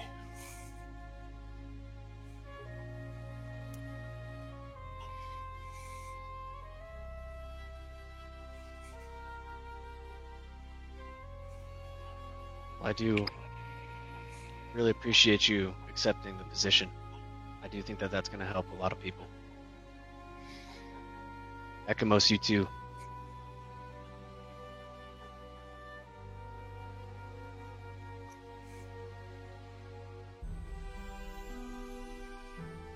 Wait a minute. Ekamos is part of this? I'm not part of your Cobalt Soul offer, but they offered me, and I'm kind of on the fence about it as well. They want me to be like their emissary / I don't know, like prophet or something for the Dawn Father, and I just don't know if I like that, like finding these random people and getting them to pledge to a deity, you know, it's weird. They want you to preach? Yeah, I feel like it's like a crusade thing, dude. And I just don't know if I want to take it all the way, so to speak, you know? Yeah, that's kind of weird. Yeah, and why are they pushing that? That's this empire, Dwendalian Empire, guys. I guess they really want to like put the hammer down on religion out here. And yeah, I found my sort of religion, but on my own terms, and I just don't think I should be out here preaching this stuff when I guess found him. I don't know. It's weird. Huh. I Yeah. mean, let's be clear. It is the view of a few rather than the many. Yeah. It's not the empire. It's these individuals that are trying to take the power from the crown. So we don't even know where the crown is. Yeah. Also, Ekamos, have you thought about reaching out to Eric's sister, Asati, and at least giving her a heads up that is a thing, and that's a thing that's going to happen very soon? Yeah, obviously Varric's not here, but I'd try to get in communication with him and let her know, or some way if I can. Do we have a hailing stone for her or anything like that? I don't think we do. She's in town. Yeah, she's in town. Yeah. Okay. And we do have a sending stone for Varric if you want to speak to him. I think I gave it to somebody? Question mark. I have it. There we go. Breck's got it.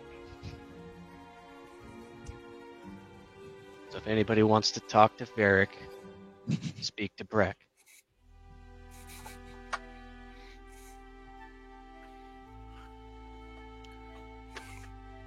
Yeah, I'll let her know soon, I guess. I won't press hard on it right now that we need to do it right this minute, but yeah, letting her know would be a good move, and then I don't know, we could always check on how Varric's doing as well, so we'll kind of give him a heads up. That is true. Yeah. From what I've seen, Visati has been a powerful ally, so I think that's something that we need to consider moving forward as well. For some reason, I just keep forgetting that she's close by. A busy woman, probably. Milo, how do you send messages to people? What do you need to know about them?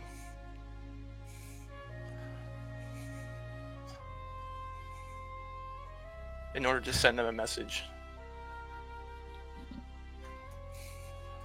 I just have to be somewhat familiar with them. Like, you have to have met them, or know what they look like, or know how they sound. Like, what are we talking here? What would Milo's experience be with the spell sending, Josh? How much information do I usually need?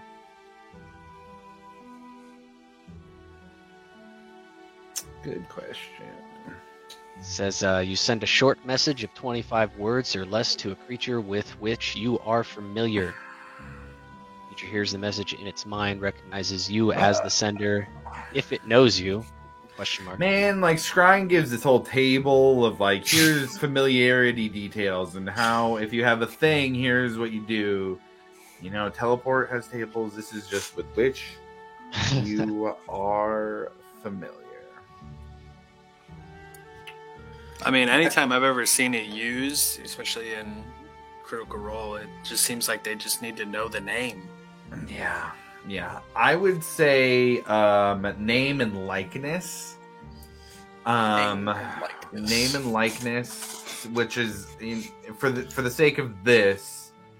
For the sake of this, Rufus would be able. I have a feeling I know who. Rufus would be able to give you the name and likeness enough to satisfy the spell, but we would need at least that. I would say to be familiar, for me, I need more than a name. But if you have a likeness to, if you get a description of what they look like from somebody who is close with them, especially, that's enough, I think, for me for the spell.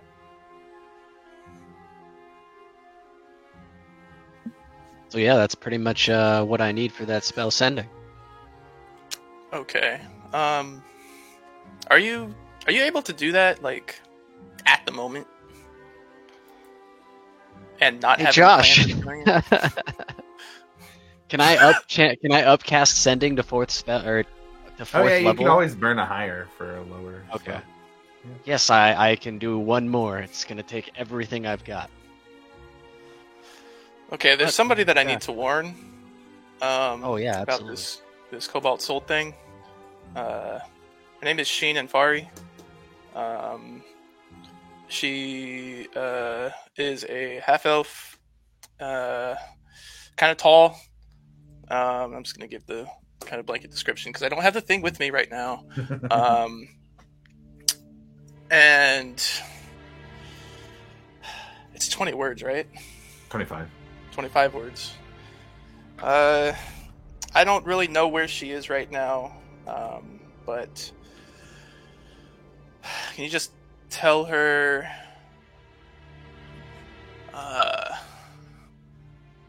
Cobalt Soul is being outlawed. Keep yourself hidden. What is that? 8 or 9? It's 9.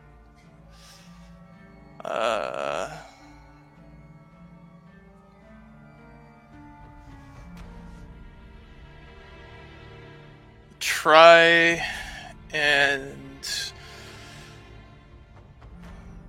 leave the Empire. Keep yourself safe.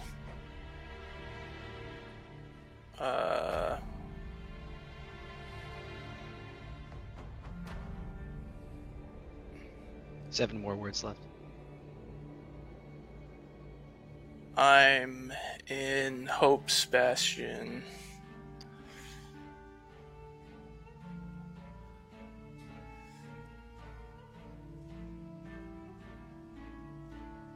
Hope you're well.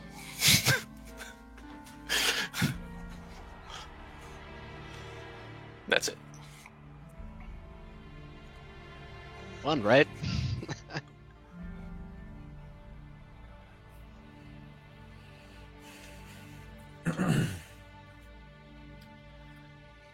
Milo, probably about 20-30 seconds pass and a raspy voice responds back.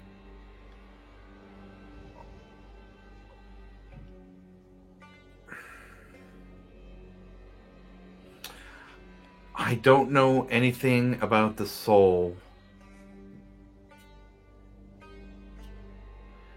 but I'm being kept in Vasselheim, somewhere underneath the city. I need... I think, is that 25? I think that's 25. Am I counting wrong? I think I'm counting wrong Monday. I'll say I need help and it cuts off there.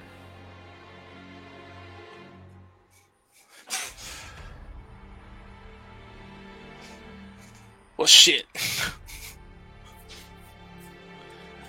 kind of had a feeling that she needed help, but I wasn't sure. But I guess that confirms it. Vasselheim, that's a long trek.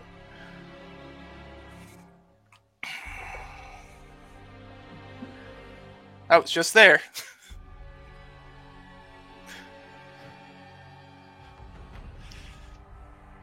Alright. I'm gonna have to shelf that for right now. So, who's Shane and Fari? Old friend of mine. Very old friend of mine. She, we grew up in the Cobalt Soul together, and she was kind of associated with the reason that I left.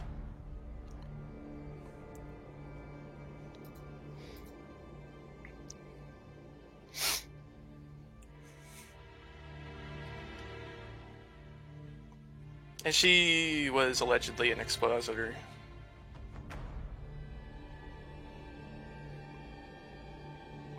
That's that note that I have, that I showed you, Squall. That's the last thing that the last time that I really heard from her. Other than the few, I guess, visions and now this message that I've had.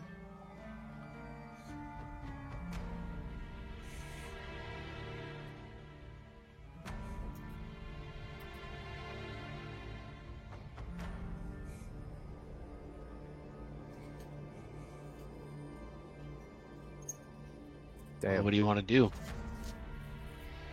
Well, I think there are bigger things, unfortunately, that we need to take care of, I think.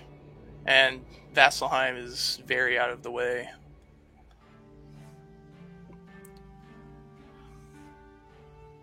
So, for right now, unfortunately, we're not really going to be able to do anything unless anybody here knows anybody there.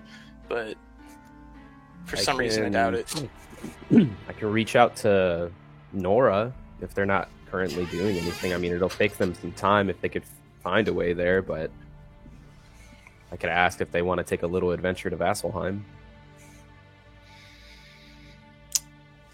I mean, yeah, that would be great. But they don't need to put themselves in harm's way. If they do go, I'm just asking for people to keep an ear out, and that's really it. I mean, it sounds like you would be asking a bunch of pirates to steal something. That's kind of up their alley. Well, you think that they would want to kidnap somebody that's being held under a city? I mean, for the right price, I don't see why not.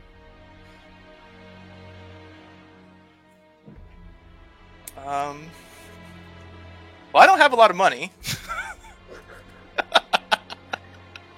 We'll figure that out. We'll figure some sort of payment out later, but the least that I could do is ask. All right, well, I'll see if they're down to kidnap someone. Why not? All right.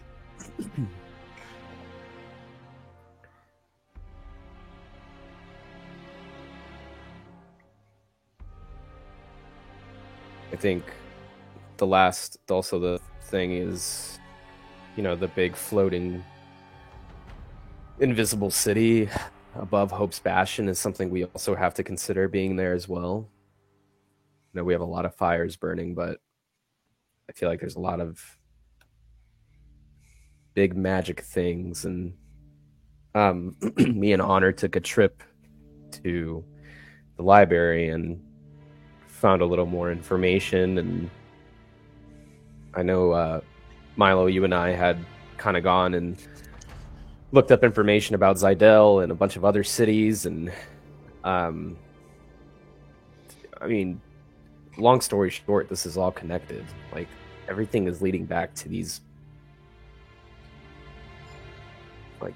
cities before the calamity happened, So there's like some big magic up there, and I know we're needing something. I don't know what could be up there. I don't know what we could use, but if we find that before they do, then that's huge. Because if they find it, like if Trent and them find it first and they're able to kind of decipher some crazy old magic and use that, then I feel like we're pretty fucked.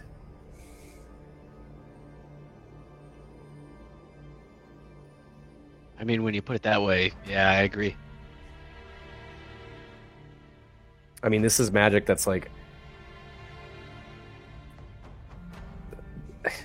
the type of magic that existed back then is not like the magic that exists now, at least that I've seen. And from what I've read and everything that's pointing to it, if that falls into the wrong hands and they're able to somehow weaponize something like that, then the power they're going for is going to be attained a lot quicker than if they didn't have it. I'm not really versed in that world, so I don't know how that works or anything, but I do know that knowledge and information also holds a significant amount of power, and if we were to hold that before he does, then that's huge.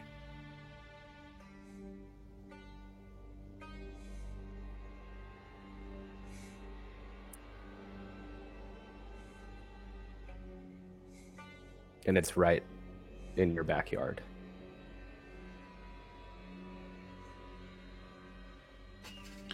Grim, you've told them everything. You've been open about how, have you given the details to the party about everything that you've done? I think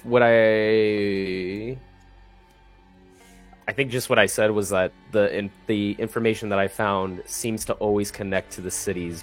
Okay. Like all these cities are. Well, I guess I mean from going up there the first time. Oh yeah, I told them everything. Yeah. I'm gonna say, in particular, after Milo's navigation training and some of the things that Grim described, roll me an intelligence check. Me? No, Milo. Oh. In your guys' conversation here. Just straight intelligence? Just straight intelligence. I would have like retraced my steps at him and told him like, this is exactly where I flew. Like, follow the North Star. 11. 11? Okay. Okay. I would say no. Can I argue proficiency? What's your proficiency bonus? Ooh, I don't 3? know. 4. 4. Since I do have the navigator's tools. Okay. It's loosely. You get the roll because you're proficient. Okay. You're proficient with navigation, but I would say 15 is a little bit higher of a threshold.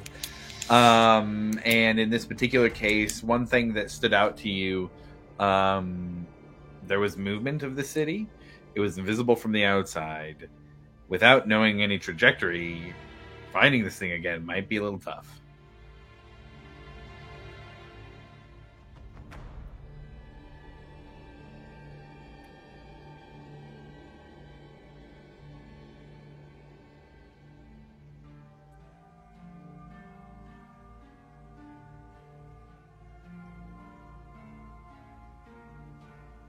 Yeah, I'm not sure how to find an invisible floating ruin. Not if it was drifting. Racking my mind for the magic, but this is a real long shot. But before I flew up, a raven feather just like fell from out of nowhere. I could go to the temple and I could ask for some sort of guidance or some sort of direction at the very least. Not like a foolproof answer, but I could see if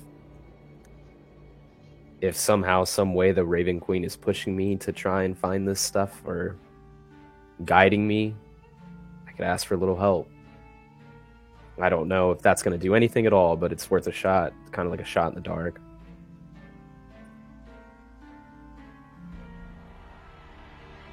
Or I could just retrace my steps and go fly back up again. But if I don't find it within 4 hours, then I'm kind of fucked. Oh yeah, man, I know that life.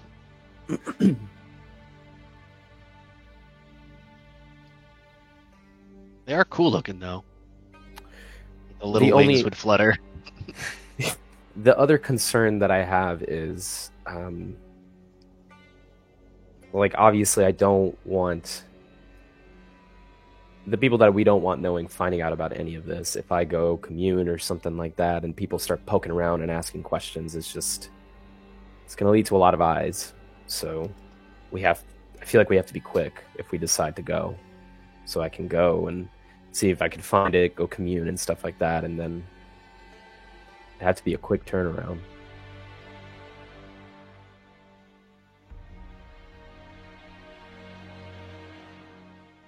I mean, as far as that's concerned, I'm on my end. I'm willing to try whatever you want to, unless if we come up with some idea of seeing something invisible. I don't see what other choices we have. Am I still, if I were to kind of break away the illusion from the armor that I had, do I still have the glow? Like, am I still glowing? Not in the same way. Okay. But you do still have the other armor, and if you look in your inventory, there's actually a description for you. The armor's on and in there. And essentially the way it is it kind of fits between your armor. Mechanically speaking, right now there's not much of a bonus to armor class, and it's kind of wonky with 2 pieces. So I'm giving you the effects of your glamour that you can change, and of what the armor has as an effect for now. But yeah, it's still there. It is different, obviously, than the necklace. It has changed. To you, it feels very almost comforting wearing it, but it seems like a normal piece of armor to everybody else. It doesn't even seem like magical, really, as a normal one would. I can... It was like the closer I got to the city, the more weird shit started happening. Like, it's like whatever magic is on me started shifting and changing. And the closer I got, and especially as soon as I got through the city, it just became immense. So, I mean, we could use that too. If I start to look different, then I guess we're heading in the right direction. When Grim mentions like the weird powers and stuff like that, it kind of like reminds Milo about the pinging of the pillars of energy, and how he could kind of sense those from a distance. Sure. Would he be able to kind of put out his feelers and identify if anything's changed? And maybe if something almost felt as if it might be drifting, you know? Yeah. Oh, that way? I see what you mean. If there's something drifting. Roll me an Arcana check. And that'll represent your tuning into the magic, the fire that you've connected to inside of you. 17. 17, pretty good. You feel 2 pillars around you in Hope's Bastion. Small. You don't feel anything up in the air, though. Nothing that would kind of indicate a position or anything like that. One of those pillars, I'm assuming, is the one that is being drained by the Cerberus Assembly. What was the second one? So you're talking about the crystals? Well, yeah, there was, to my understanding, there were 2 crystals draining the power from a pylon, which I could sense. Right. So these 2 that you feel would be in the wall of Hope's Bastion. That larger one's still outside of town. You'd still pick that up as well, but that is separate from these 2. These are smaller. They are similar to when you pass by Dragonborn in other cities.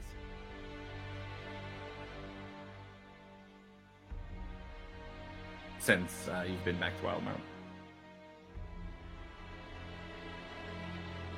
Do I get a sense of where those things are located?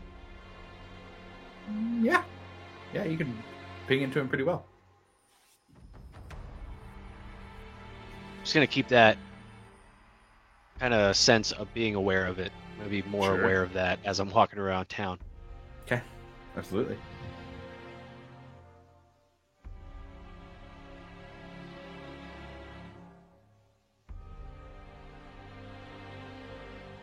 I guess, does anybody not want to explore this city is the more pressing question. Or is everyone down to see if we could find some magical floating invisible city with some nasty flesh monster that we may have to fight? Oh my god, yes, please. So, real quick, at the asking of that question, I think that's a good moment to pause and go above table real quick and talk about the 3 options that are here. So, where we're at in the campaign, I think story-wise, there's a couple options for some good classic dungeon crawls. And I think moving into one of those is a really good direction for this final arc of the campaign. And right now, there's 3 options that are in front of you guys, story-wise, that have all been set up pretty recently. There is the option we've talked about most recently. There's the flying island in the sky, what Grim landed on and explored for a moment. That exists, and that would be essentially a dungeon crawl. There'd be some things to do in regards to finding that same thing that he was on. But given that that's successful, then that would be one. The other one is the ruins of Schattengrad. The Cerberus Assembly has requested that you guys go there. You would have access. There has already been some exploration done there. So that would be another option. That one would obviously be a lot more interaction with the Dwendalian Empire and the Cerberus Assembly, and would be something that they know of that exists, but are not going down themselves to do. They've asked that you guys could do that for them. And then the third one that you guys have been to before, but there's so much of the area to explore and different things happening now, is the Sanctum of the Crawling King, the tunnels beneath the Zemni Fields, more towards the north, where the party has explored underground and where the war pick was found. and intercepted from the Kryn dynasty operatives and from the Dragonborn who are under there. One who has now been seen since in a scry. So those are the 3 options for dungeons you guys have. I just kind of wanted to be like not narrative about it and just say, hey, we've got 3 options for dungeons. This conversation seems like a good place where you guys are talking about that. So wanted to talk about it a little bit above table so that could inform the conversation as you guys move forward a little bit.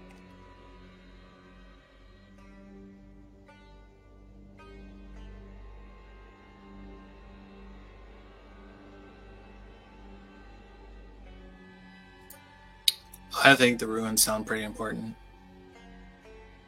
especially with the Cerberus Assembly interested in them.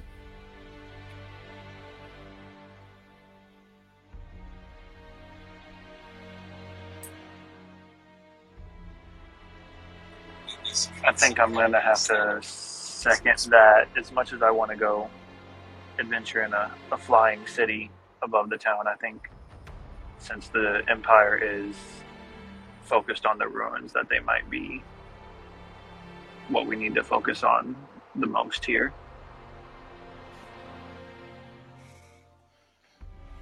Probably right. That's a strong way to go. I think I'm going to go with Johnny on this one. You were very A little quiet low. there, yeah. Oh, I think I'm going with Johnny on this one. I think you guys are absolutely right in going over to the ruins, but I think the risk reward for going up to the flying ruins is going to be a little bit higher. The ruins are still connected to some of the stuff from the Calamity, right? Like that's also ruins from the Calamity. Grim roll. Give me a straight intelligence roll here. Oof. Nope, just straight intelligence. Straight intelligence. It's going to be a 18. 18, that's pretty good. I mean, if you guys are talking about Zidel, the ruins are known to be Zidel having fallen from the sky, but what you found also seems to be, it's possible that the ruins are the city that fell, and what you found is the city that remains. A portion of the city that remains. Interesting. You say that? Yes, I say all of that. I'll say, well, it looks like they're one of the same. They're just split in two. What remains of the ruins that the Cerberus Assembly is already going is also still up in the sky that they don't know about. I do have a question. If they haven't found what they're looking for in the ruins by now, do you think it's still there or was ever there? And if it's not there, do you think it's up in the sky? Well, Earthcloak said that there's parts that they really want to get to, but haven't been able to get there yet.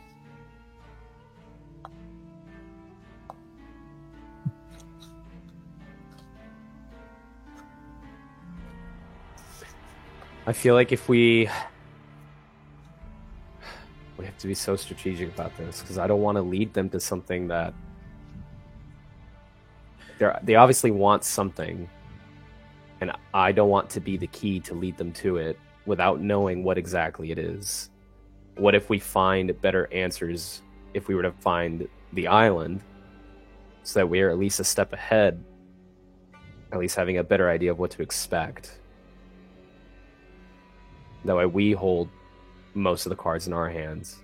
One, they don't know about the island, and if the ruins are connected to the island or were at one point, then like we're a step ahead of the curve on that one. Like we're investigating the same thing just in a different location, so we'd still get answers that they're looking for, but they wouldn't know.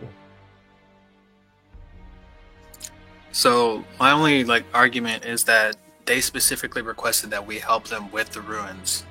If we go off and do something else, that kind of looks weird, especially if we don't have anything to tell them. Like, hey, this is what we're gonna go do. That would probably draw more attention than us going to help them, and keeping close is what we've kind of talked about.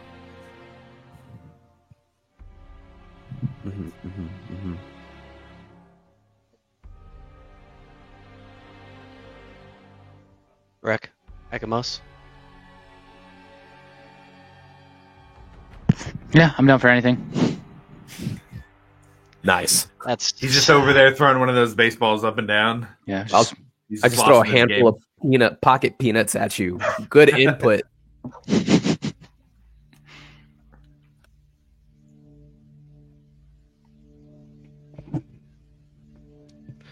My vote would be for the Island in the Sky.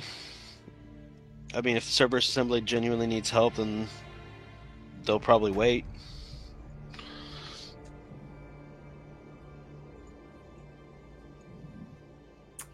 Well, I think from a voting perspective, that leaves us 3-3 with Ekamos being a tiebreaker who says, I'll do whatever. So I'm gonna actually bring that back and give another chance for Ekamos to make a vote, or we can end here and you guys can talk about it out of game and let me know how we proceed, and we can continue this conversation in the next session. So I'll give it to you, Josh. You got an answer, or are we gonna have a conversation outside? Oh man, you're on the spot. No pressure. No pressure. Where are the roots? Yeah, right. As he's making his decision, he's just throwing the ball like kind of like a juggle manner. One hand, this choice, the other choice. Let it be known that it was easier for him to decide to kill somebody in the middle of the woods than this. Whoa.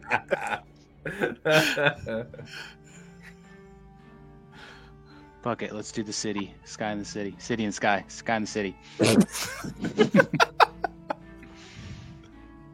Sky City it is. Sky City. Dalaran.